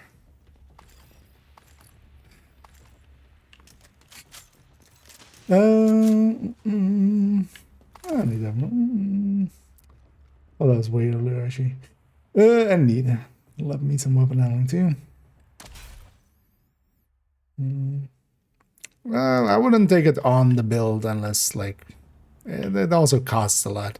Especially with Coco, it's just that, yeah, it's built in. I think it's Striker as well. Striker has, 15 of it. When it's competing against other things. Also nowadays, I would just take whatever it's missing the most and just as a mod, because that'll cost you less. It'll cost you 5 crit chance or 10 crit damage instead of the 6 or 12. That's of course just for 8 all round. You do get 8 stability, 8 accuracy, and 8 reload and 8 swap.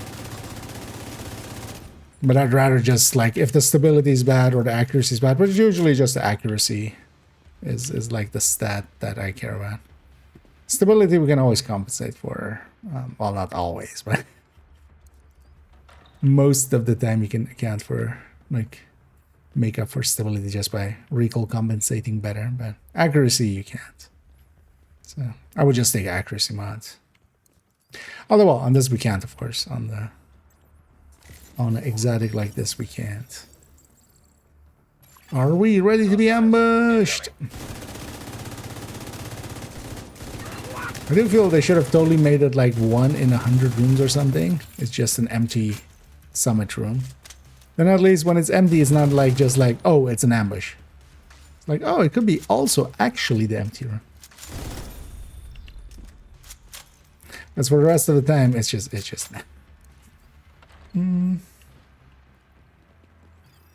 Rid of expertise on them. I mean, the expertise doesn't make that, like, that's, I can understand the thinking, but yeah, that's not how that works in the end.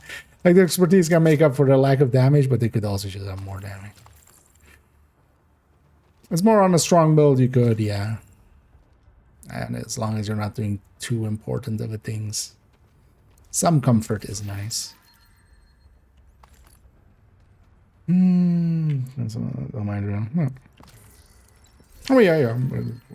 With a lot of things, it's kind of fine. But yeah, more damage is also just quicker. Right, like that also still does matter.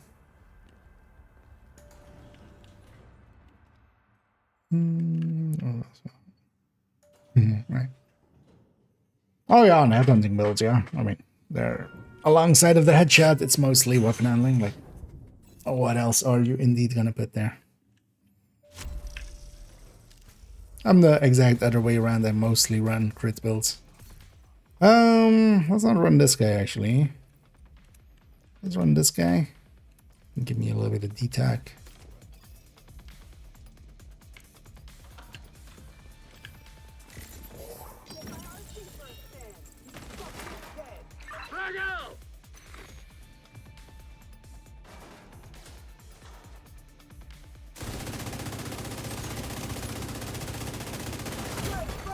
Serious trauma detected. Give me that regen. Tango's in there. But where's the mambo?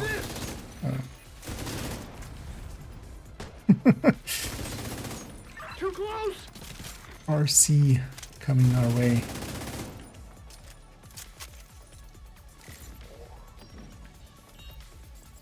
They're in here.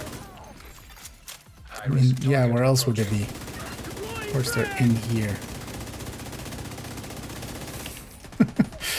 Kill the salmon. Tango down. Polka up. Wait, why are you so vocal? Shut up, dude. Damn it. Did they forget to turn his voice lines? Did they forget to turn his voice lines down in Summit?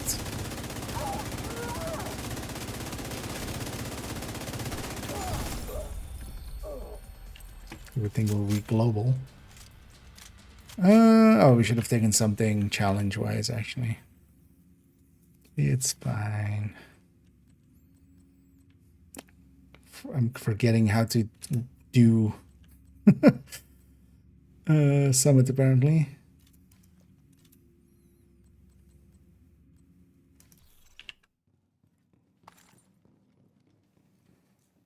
What the hell? Let's actually change our tactics and our directives.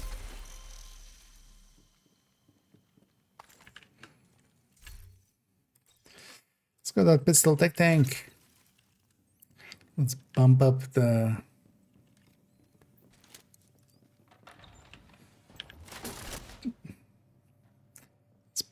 directives and play around.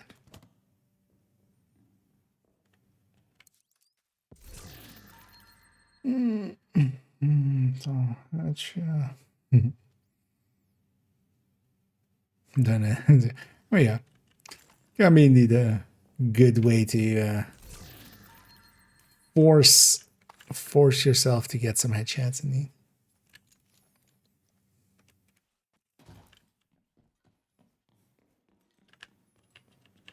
Yeah, let's take it up. But now we're gonna take that and that and that and that, and just not these two.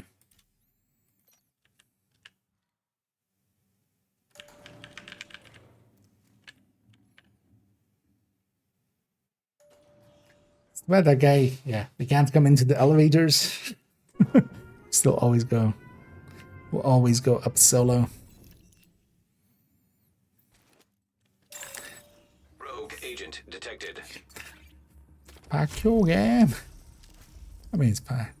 Do I take this or do I take PFE? I'm not charged up on this. I take PFE. Although the PFE on this character also kind of sucks for rogue fights. It's that thing. Let's take this then. It's fine. You ready? You better rocket launcher them. I'm gonna order you to rocket launcher them. You better rocket launcher them. I want that 15 detox.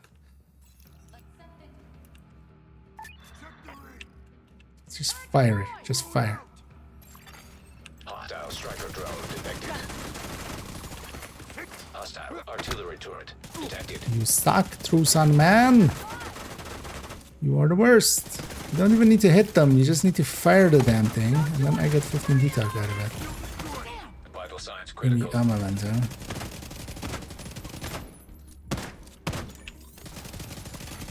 Hostile Mender Seeker mine detected. There's a mortar somewhere out there, so that's why I'm hiding behind there. I saw it go that way, so it must be somewhere over there. Was that him firing? Eventually? Was a little late, my dude. Oh, yeah, I did actually. Was that the buff? Yeah. Doesn't work. Grenade! This armor looks good. I got you now. It's fine. Rogue agent eliminated.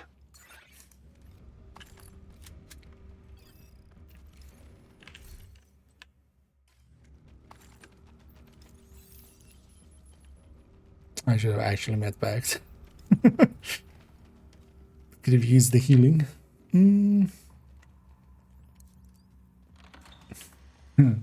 I mean, not a lot of stuff, yeah. Although most game modes, yeah, they've given it a little bit of love in like the season after and stuff, and then Accessing they server. usually leave it. Fuel terminals detected. That's not uncommon actually with a lot of games. They all kind of follow that trend because, you know, a new thing is gonna be much more of a popular and useful way to spend time than just, you know, Get away from me! improving the old is you know, nobody wants to. Who needs armor anyway?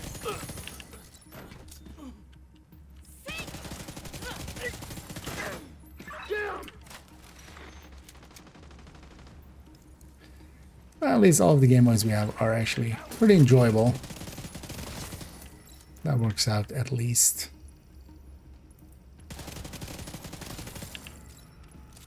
Throwing a grenade!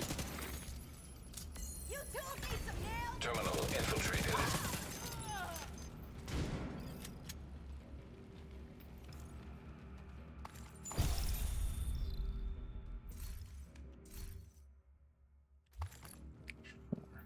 Well, actually, I'm starting to get rid of 11 9s, right? So I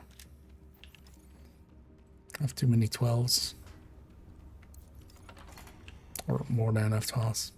It's always funny that people see this box and instantly shoot it. This door, like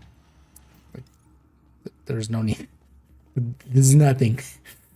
I always used to joke, actually, that if you shoot that thing, that's 7 floors of bad luck. So whenever somebody shot that, we just admonish them for 7 floors of bad rolls and bad activities and stuff. Like we would, if we got a SHD cache, it's just like, see, that's why you don't shoot that. EMP jammer detected nearby. Hello, EMP jammer. System malfunctioning. I will gladly destroy the EMP jammer. System reactivated. It's our time now. Eat this. Firing. Great. Turret. Grenade! Concussion grenade. Damn! You see that shot? Serious trauma detected. Ooh, I'm running the Intimidate.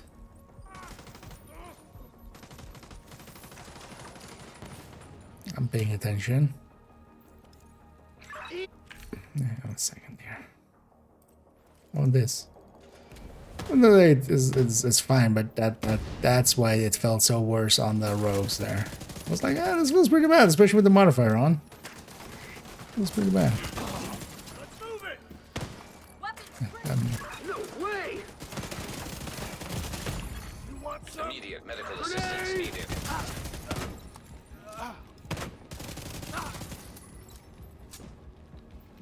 Intimidate is fine, but then I have to play it differently. I need to get to very close consistently Get and away stuff. from me! No damn way!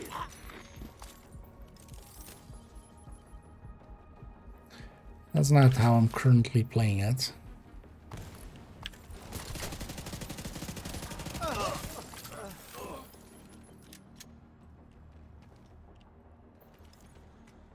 We're not bags now.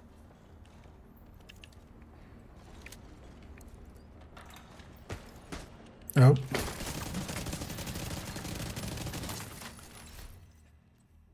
Forgetting this guy exists.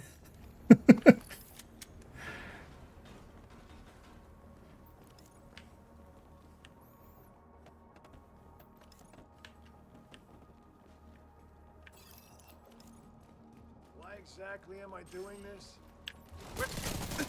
Yeah, stop doing this. This being alive. Damn! You see that shot? Hit her again. Speaking of me seeing that shot, do it. Last one. Can't even do anything with that detox I just got. How much was it again? Because I just said 15. Is it 15 or is it 10 actually? 50.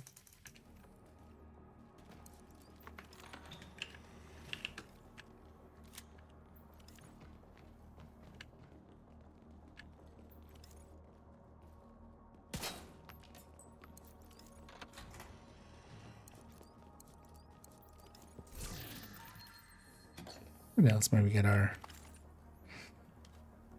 Let's maybe get our... Oh, we'll get our summit cache, of course. Let's go for that project. So what we do after? I might actually not make it too late this evening. Streamed a lot these last few days. More definitely, yeah, I'm just gonna jump on in the evening. Grenade! No way! Tuesday, though, I might be able to jump on for a decent amount as well.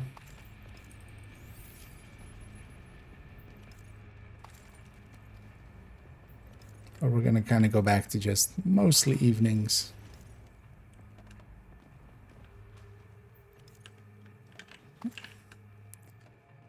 Must get key. Do I still have Crate Crazy? No. I was gonna say if I still have Crate Crazy by floor 23. Something's gone Total wrong. hostile control.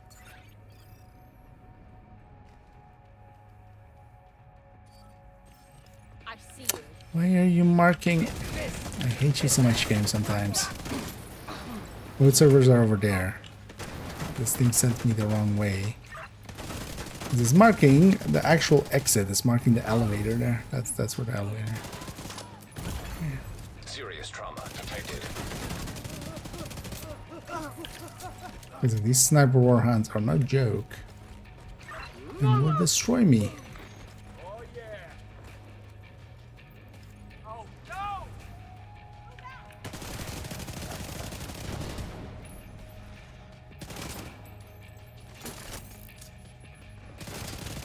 I was about to say, like, I don't think there's a server on that side of this room.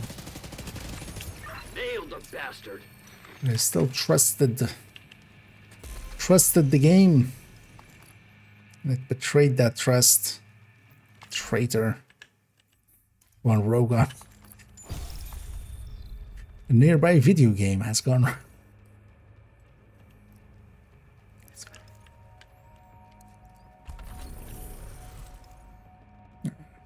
Completed directive deft. Let's actually take the pistolero one. Or the pistol one, sidearm specialist. Yep. Why is this so dark? I don't remember this being so dark.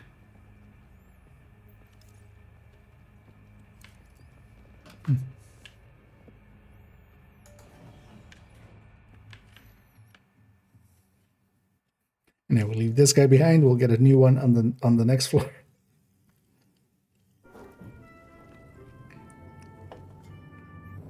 Just disposable true sense.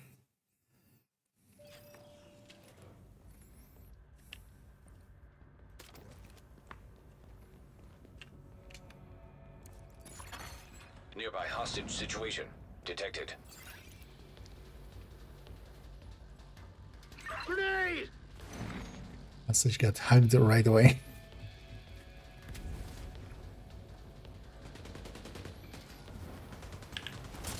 Stop shooting my hostage. It's my hostage. Gone for cover! Only I get to shoot him. Or her. Or it. I hit that one.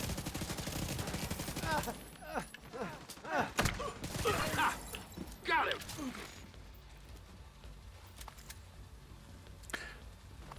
On the original summit. Oh, we have commander. Oh yeah, they often also have the, like, if sometimes they have golden bullet and stuff like that, or guardians, or like polarities. They have polarities. But yeah, this one has commander actually. I haven't seen it on a friendly. I was just seeing that. I was like, oh, there's got to be an enemy over there. But no, it's just an ally with commander. I mean, they are a VIP, so yeah, they're a VIP commander.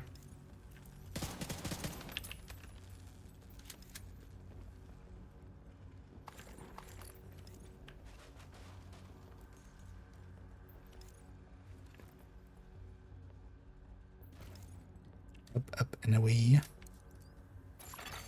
Hostiles striker drone detected.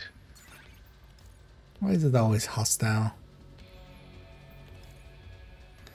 Friendly puppies detected. Okay, I'll sweep the Hostile area. drone detected.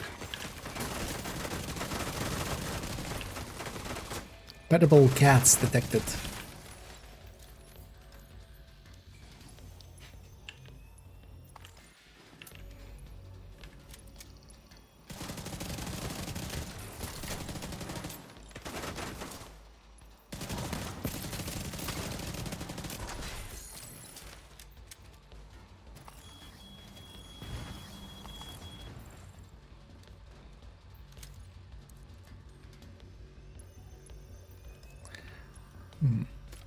For some reason, I'm craving donuts. Throwing grenade! I'm not even going to kill you, drones. We're just gonna die Terminal to infiltrated. sadness. I just got sad.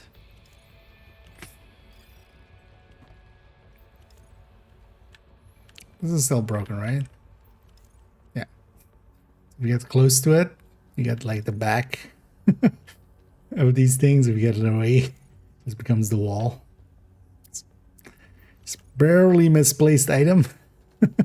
But also, yeah, from just a normal angle, just looks fine. But then, just from the wrong angle, just suddenly.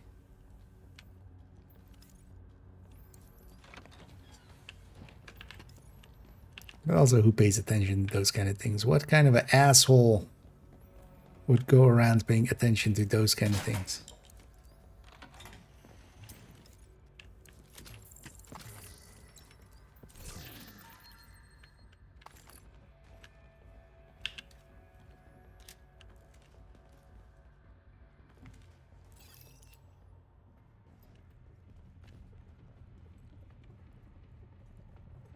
Ever-present question of Summit: do I or don't I have the key? I have to grab the key this time. Well, it would be so easy just to implement a icon, like when the group gets the key, it's just, you know, Throw your grenade! there's a little icon like somewhere.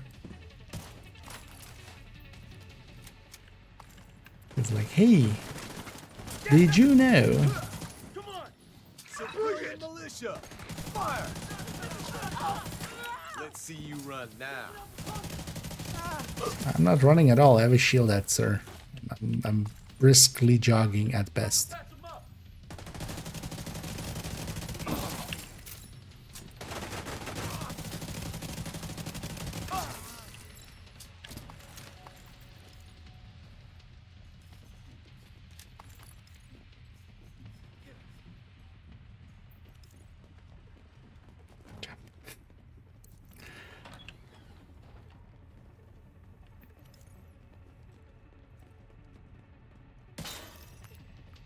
I was gonna say I should grab a suppressed weapon.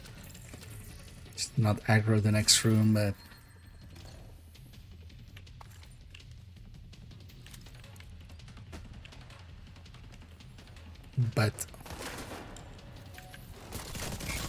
Let's get a turret up.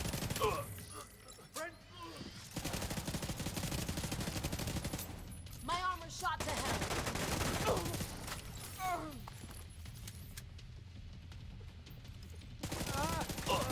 Move into position. Fire in the hole.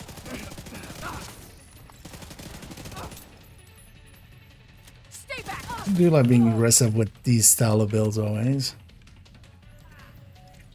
Makes for a fun playstyle. Hit her.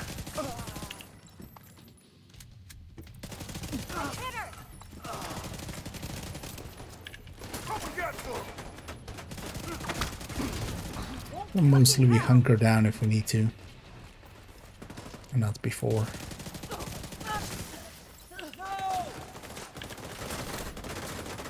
It's just 425 game. Stop spawning this much. Save it for like floor 90. I see key.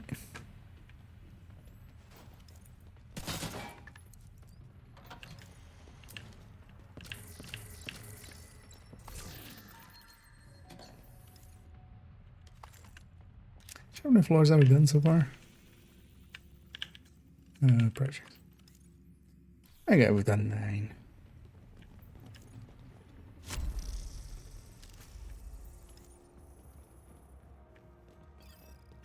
So this section will put us on 11. Depends on if it counted that already.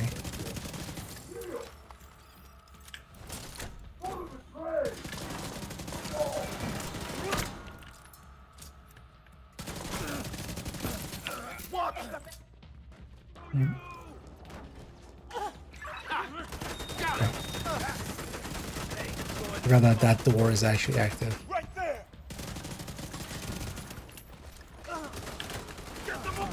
Alright.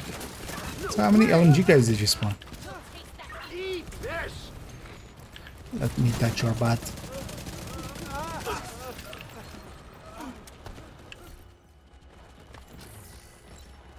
Alright, this room is always kind of fucked up because when we kill this guy, if we get another wave at least, kill this guy. Suddenly, just out in the open, another guy spawns in. The spawns are kind of broken here, so there's one spawn here that is just this spot. Might get another one. No.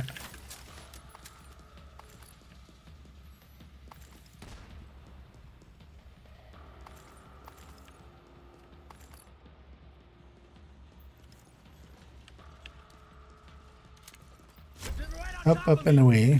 Oh, another one.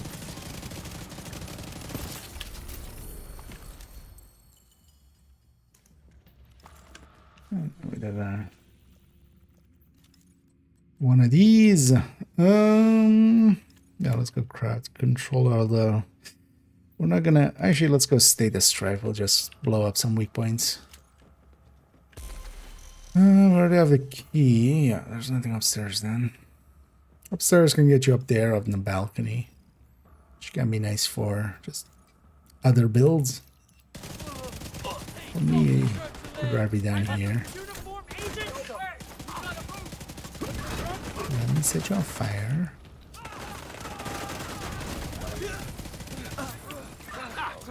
Got him! High-risk target detected.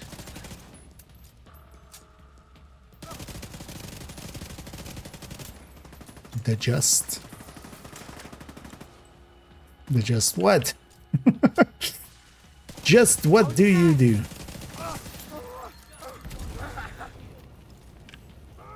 Apparently it set me on fire.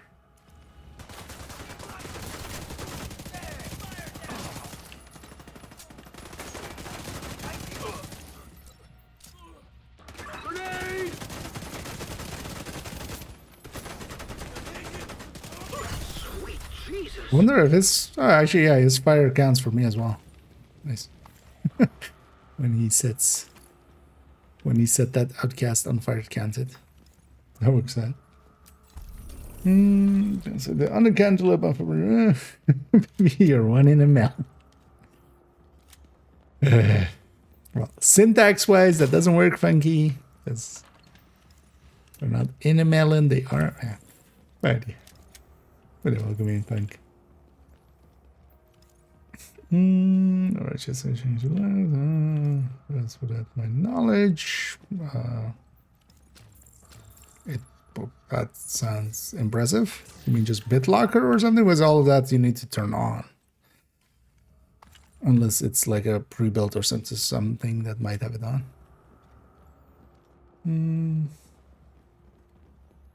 Something. But why would you lose data? Do that? Yeah. It's a guardian because I can't be damned anyway. Well, actually, no, this guy can put me outside, but I'm not gonna be damned.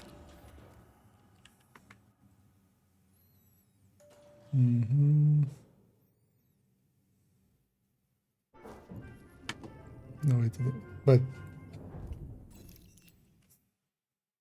you could just decrypt the files in, or you know, decrypt hard drives in your Windows install then, right? Unless you already got rid of that. But then that's honestly, I would put that more on pepcac at that point. Terminal and hostile control. Not on Windows, but Windows will. But that's not a decryption. That's just NTFS, like the unless it's BitLocker. But the other one, like if it's just NTFS, kind of like just the same thing that uses in Windows as well when you like go to a different system and stuff with the hard disk of the user privileges system kind of thing.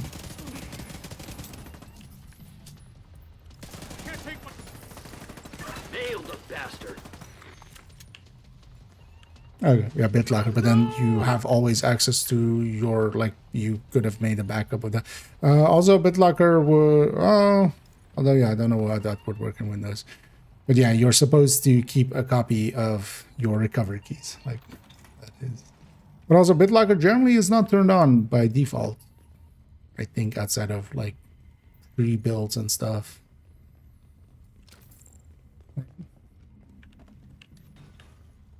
Those might have it turned on, or but yeah, you're supposed to keep the recovery keys for it.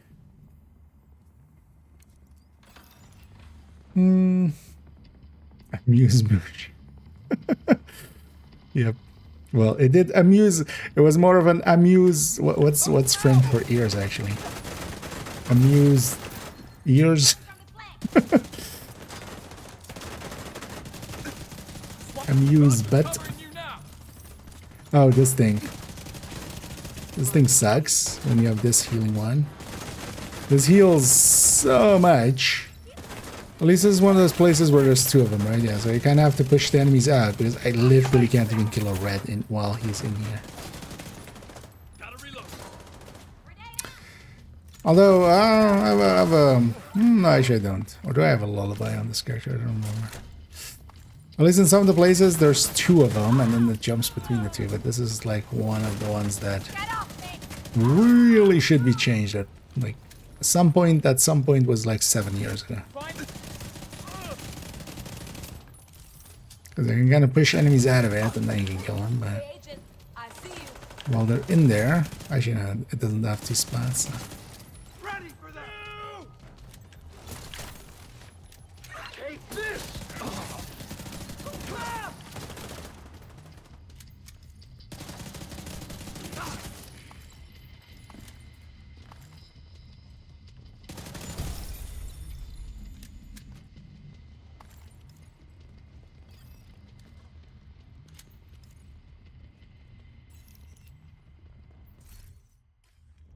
One of the bigger downsides of Summit, I feel they should up the loot actually on it. Maybe just double the chest at the end or something. But Summit, especially solo, doesn't drop much in the form of loot. And 4-man, it's kind of okay. It's kind of like on par with missions and stuff.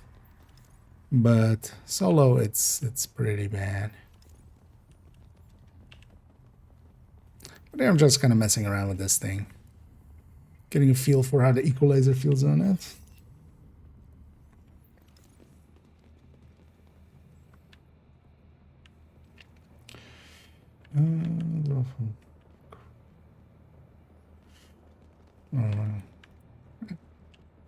Oh yeah, this thing.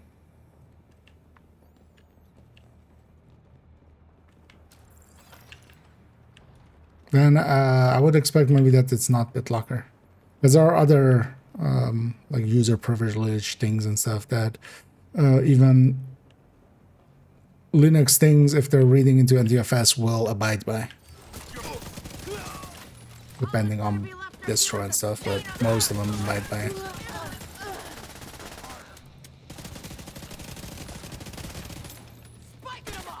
But yeah, in general, when transferring between like things like that, you shouldn't expect actually the hard disk data to come on over. You will just, you know, common practices is to back up that data.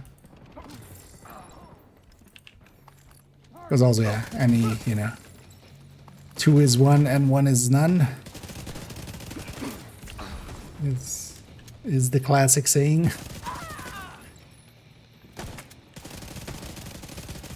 That's for good reason. Gotta be more careful. But that's not like putting that on Windows. Yeah, not a fan.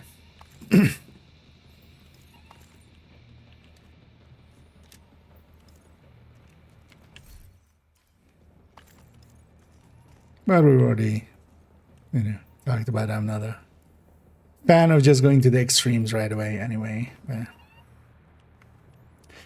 yeah.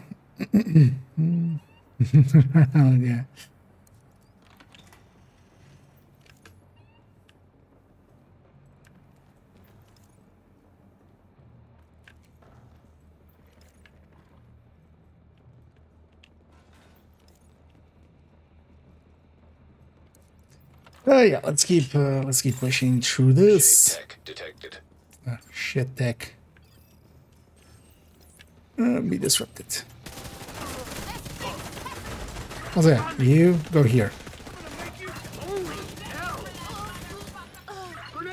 No? Good. Stay here. I don't have to go over there, actually. Oh, that'll be fine.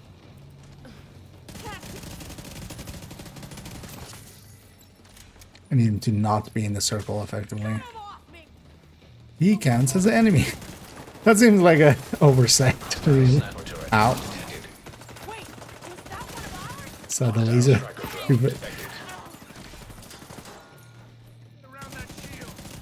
Preemptive. Ow. Justice.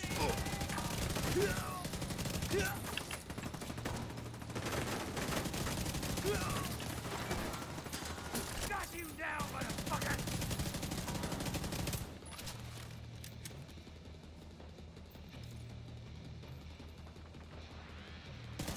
Grenade! We have a problem.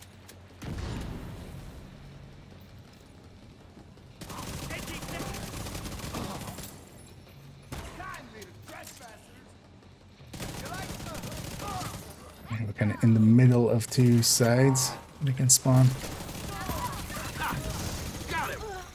Getting flanked is the only danger here.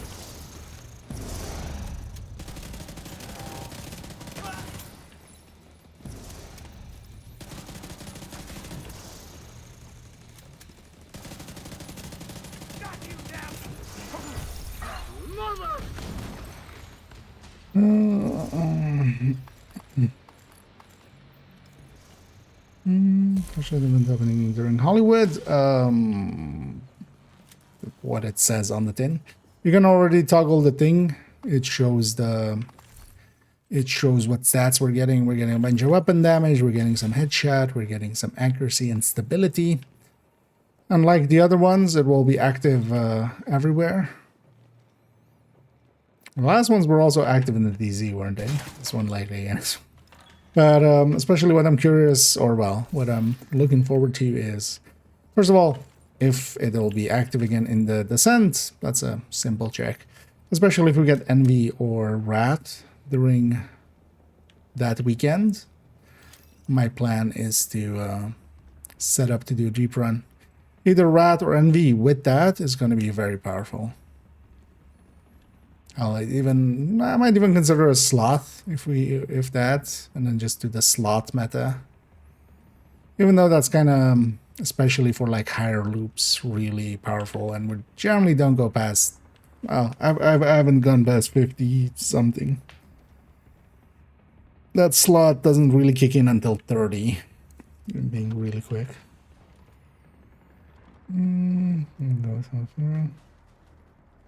No, but also, it's just 4 days. Detected. At worst, it's over Hostile after a striker little bit. drone detected. So.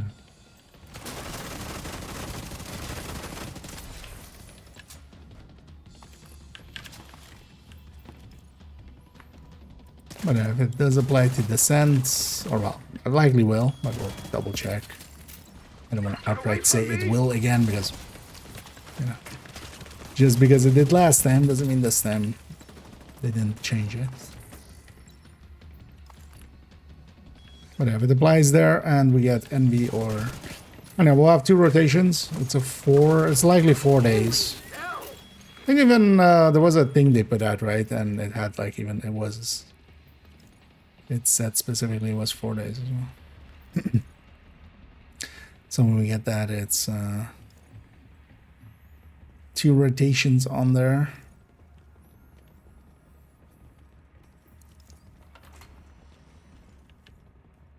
And one of them is Envy or Rat. We're going to 40. Getting my tier 1 patch in the bag.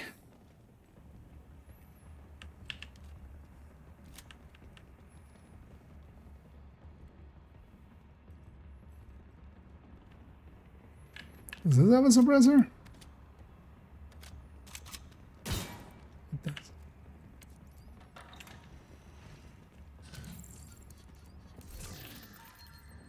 She does it? Or did I just not aggro? Oh no, that's not a suppressor. Because if you shoot that lock with just, for instance, oh, it's going to be ambush again. Oh, it's more something that spawns later. Because normally, if you shoot there, you will aggro this room already. Except, for instance, yeah, this one spawns in actually when you open the door. Or if it's ambush, same. But if it was just clear the hostiles, it would have aggroed them already. Terminal destroyed.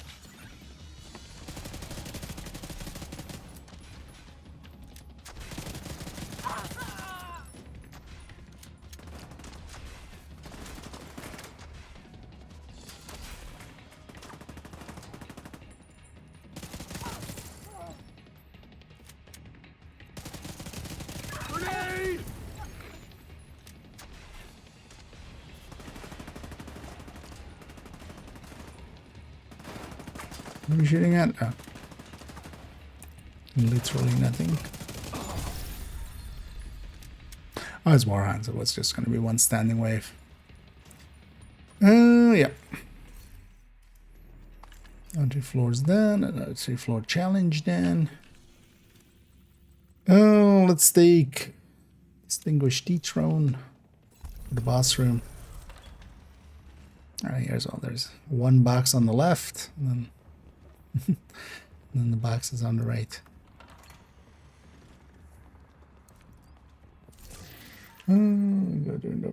Yeah, although you would want to, if you want to do a deep run during it, it would be easier just to do some runs, but you might want to get some of the... Although you could, yeah, just do some runs during it. You'd already get some of the upgrades. But yeah, we'll be going for 40s. On a few of them. But mostly, yeah, if we get Envy. Because, yeah, if we don't get Envy, if we get, like, Gluttony and Greed or something, I'm just gonna wait for Envy. That will still be easier with that than trying to do it with a bad rotation and a good event. But especially that red line one we got last season that landed with a day of Envy, that was, like, the easiest 40 I've ever done.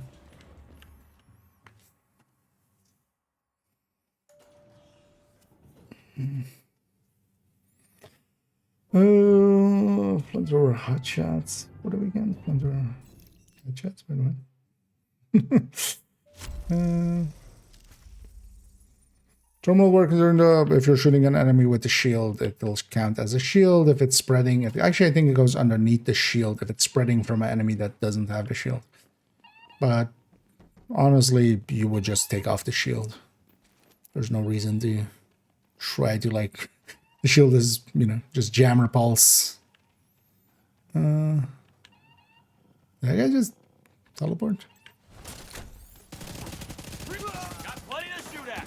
I'm on it. But yeah, Hollywood will be just, yeah, again, just taking jammer pulses, demos. High risk target detected. The go-tos. Knock, knock. What a shit show! Hey, this! I do miss that they aren't doing Guardians, and like polarity. I wonder if like they feel something is broken with them, because also like that's the case. There's stuff broken with Golden Bullet much more. Or they're just like, oh, they weren't popular or something. It's just like, no. They were with the right people. I'd take a Guardian over Golden Bullet like 10 times out of 10 times. I got a soldier down over here. Here we go.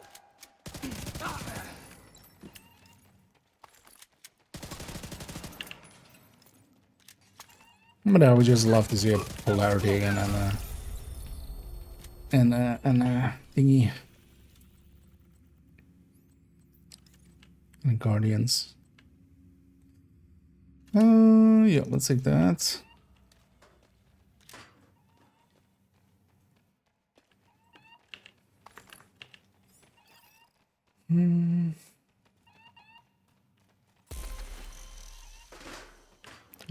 Terminals. It wouldn't be weapon damage. It would not care about it. Thermal only splits weapon damage.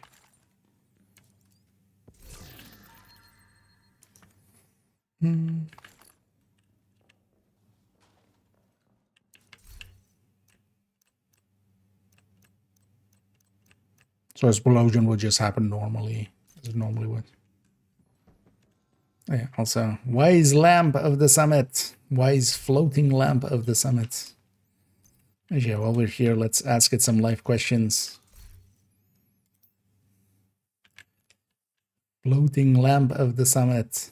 Tell us your secrets.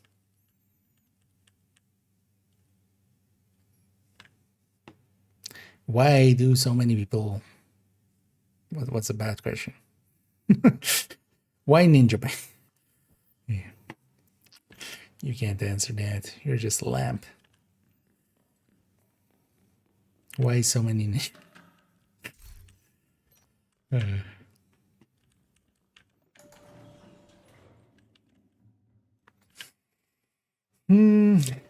Dream Crusher again, yep. I mean, that's my favorite food, dreams. We just crunch them, just.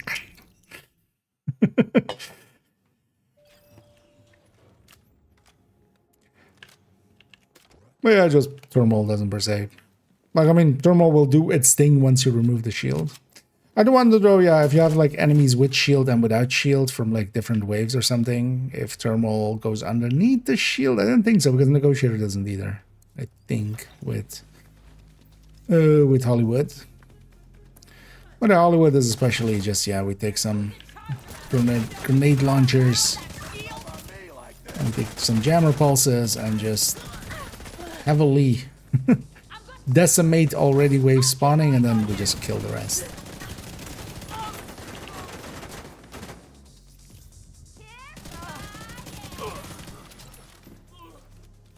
It's gonna be fun seeing all of the tip of the spear builds again and just face palming again.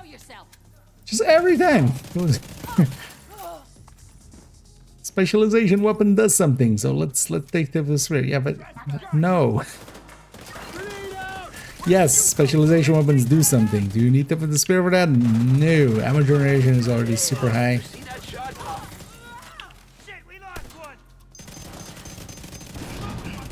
And tip of the spear is a very weak gear set. You need something to kill what remains.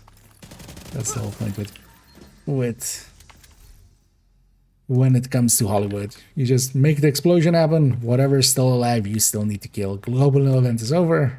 The shields will come back eventually, but the global event at that point is basically over. You just need to be able to murder everything remaining. Tip of the spear kind of sucks for that.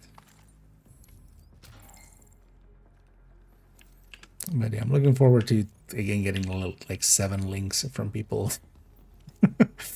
Cool. Maybe we'll make an FMPR from it.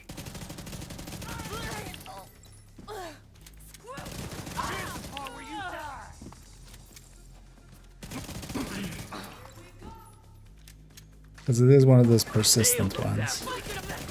Maybe we just go for no particular reason.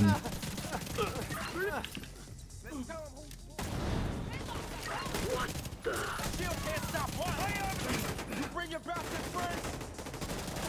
Keep your fucking distance. Got you now. Watch it! Let's remind these fuckers who we are. Wait, what are you? You guys are cleaners, right? Roamers? Underground? Oh yeah, rioters. Yeah, rioters, that's what you're... I'm gonna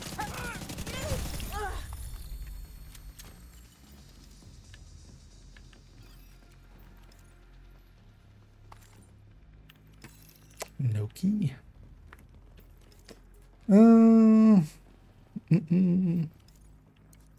Well, the summit indeed. There's I mean, as a name? I mean, yeah. We are the vanguard, the tip of the spear. I don't remember what that is from, or if it's even from something.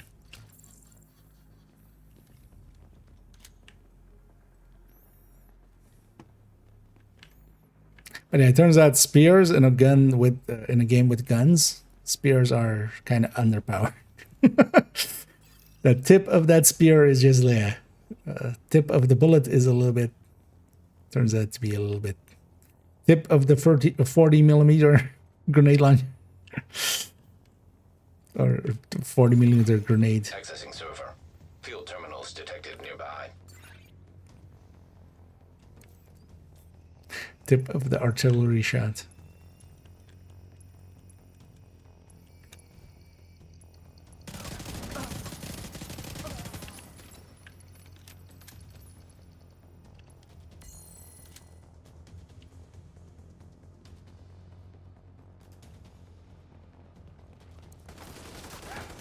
Of course, now you come at. I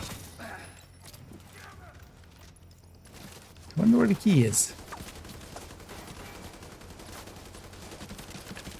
Guys having fun.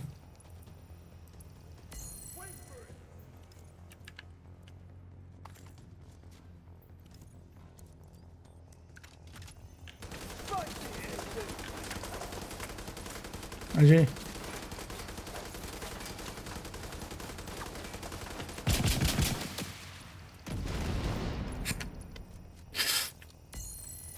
That's about right for that thing. The multi-missile launcher doing the multi-missile launcher thing of missing with multi-missiles. Every last one of you. Screw you. Let's have a dance off. Fuck this.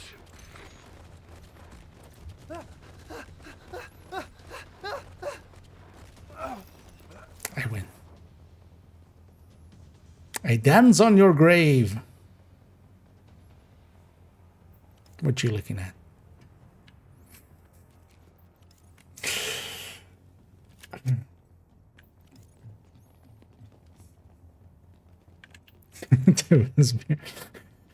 Yep. I mean, I keep. Maybe I'm at fault. Actually, I keep going like I'm here to give you only the tip, and I think it's the tip of the spears. Something like tip of the spear must be good. Jawohl. I don't know why we went German there. Sehr good. The tippiest of the speariest. Oh, yeah.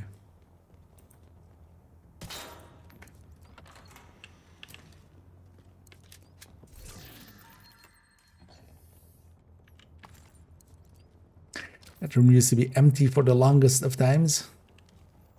The true benefit of Project Resolve, they put some loot in that room.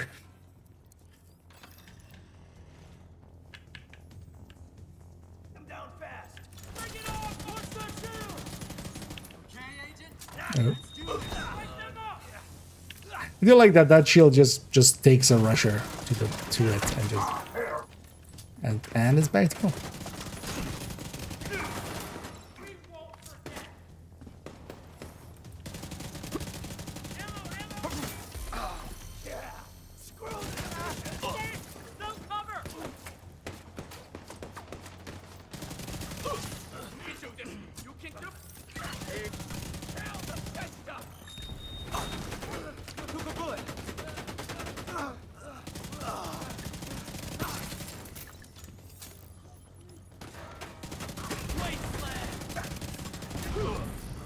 Yeah, I should set some of these on fire, actually. Try to. How are we doing here? Oh, we're done, actually.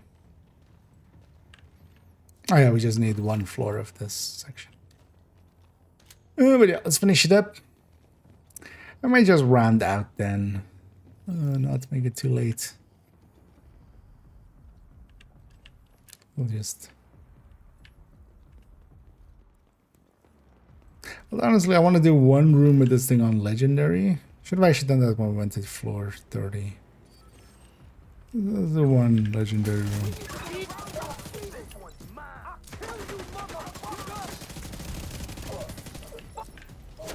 Kind of want to feel how it feels up against that Striker one, which... Oh, the Striker one's just a step above.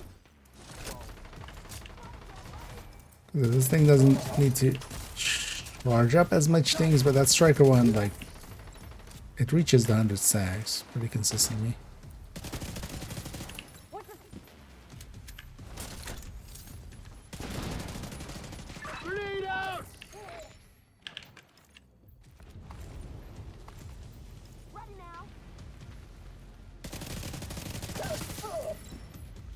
Our turn. Oh, you have multiple of this? Wait, why? How did she have multiple of this? Out. She's supposed to only have one.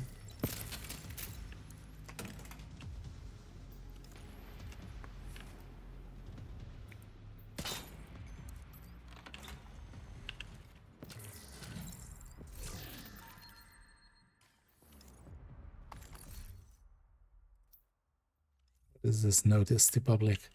This is private property. No trespassing or unauthorized personnel allowed on this site. The owner is not responsible for injuries, property damage, or other consequences to trespassers entering the site. Violators will be prosecuted. Was this one of the places you could go out of bounds? There's a bunch of doors where... Actually, I think this is one of those. Was yeah, most of them are with these boxes. You can try to open the boxes in like a corner. And you just drop through the world because the game doesn't know where to place you exactly. Did they place that thing after that? Just to like... Hey, don't go out of bounds here anymore. I wonder if that always was there, or if they added that after Project Resolve fixed a bunch of those. Nearby. I do wonder.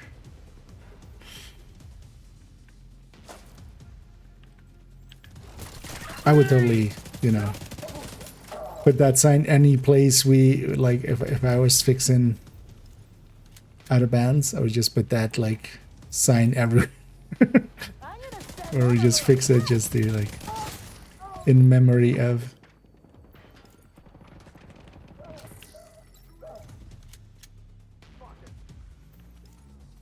This room sucks for protecting the hostage, but they also spawn all around.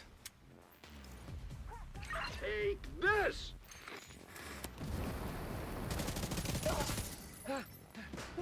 At least because of the hostage here, they try to, like, or the VIP here, they try to, like, attack him. If nothing else, they don't passively go sit in the corner. They always at least try to attack him, so...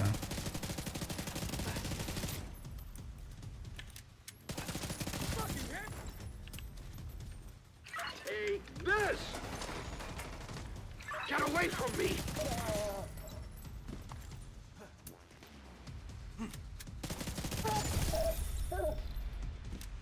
Did I get the key? Age-old question always. Did I get the key?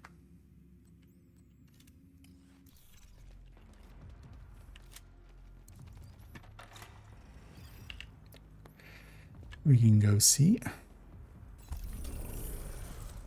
if I got the key.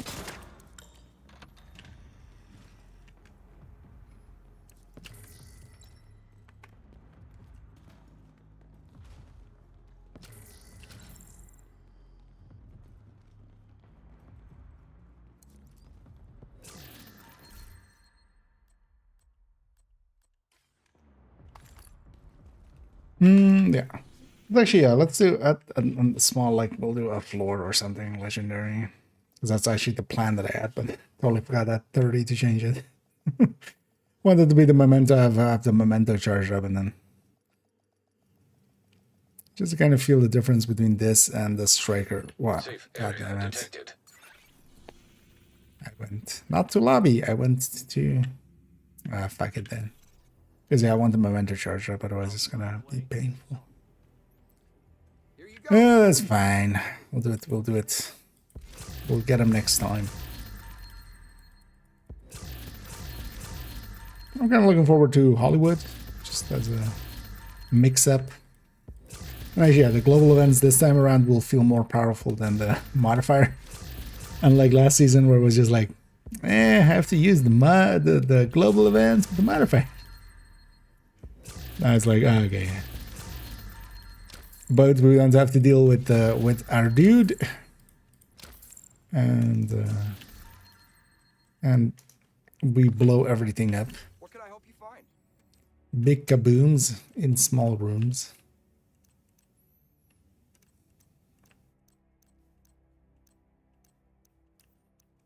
Glad we got that settled. Yeah, let's round it out. People chilling. But yeah, let's round it out there. Let me go and find on the Twitch end, of course, somebody for us to raid. I'll peek around who we have.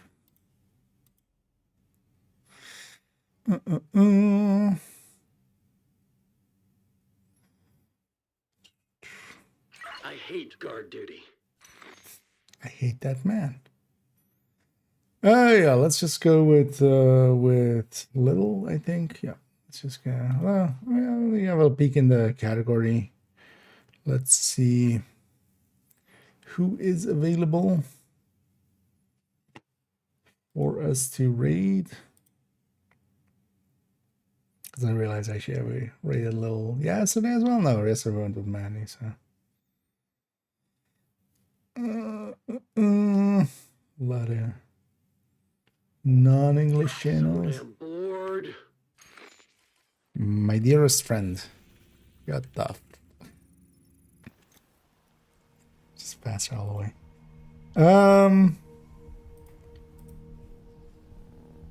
Yeah, let's just go with Lil. It's for laziness for me. And then yeah, we'll take it off on a reasonable time for once. And yeah, I'll be back tomorrow. Tomorrow we'll just we'll see how planning wise how it works out, but I wouldn't mind recording either tomorrow or Tuesday. Definitely before Wednesday. I want to have it up by Wednesday, but I could also record it Wednesday afternoon, maybe. But I want to record a not retaliation, modifier only tips, basically the basics of the modifier, and have that go out. And then yeah, we'll just play around quite a bit. Maybe we'll get some good targets at some point as well there on the Krampus zone, and then we'll just farm up all of that. Yeah. Let's go right onto Little Huge. Let me have a last check here, and there it is. And doing it. Although yeah, we're as you heard there likely already, we're rounding out as I'm kind of being sensible today and not making it super late. Although, you know, we're going off at actually what normally was our normal time these last few weeks. I've extended it by a lot. But yeah, we're going back to normal tomorrow as well. I'll likely be around maybe an hour or two earlier than, 9 o'clock when I normally start. But it might also just be that I start at 9 and depends kind of how tomorrow goes. I might start a few hours early and actually do a photo set. That might be the way we go with it. Yeah, let's go start the raid onto Lil Huge. We'll send all of the Twitch peeps over there. You YouTube people, I can't do anything to you guys and gals, so you'll just have to figure it out for yourselves. And then also, yeah, tomorrow, tomorrow the Character 3 build collection run through will go up around 6 in the evening, so at least my 6, so a few hours likely before I start streaming. So that'll be up. Enough of me around, but just not the live versions that much anymore. Yeah, thank you all for joining me. We'll send everybody off. And yeah, indeed. The last little bits. But yeah, still glad to have you along for those last little bits. We'll send you over to a Little Huge, though, as well, with the rest. And yeah, everybody enjoy Little Huge. They're doing some Dark Hours. Of course, this man is a horse in Iron... Not Iron Horse, Dark Hours. As always. Enough yapping. Thank you all for joining me. Hope to catch you all in the future. And as always, have a good night.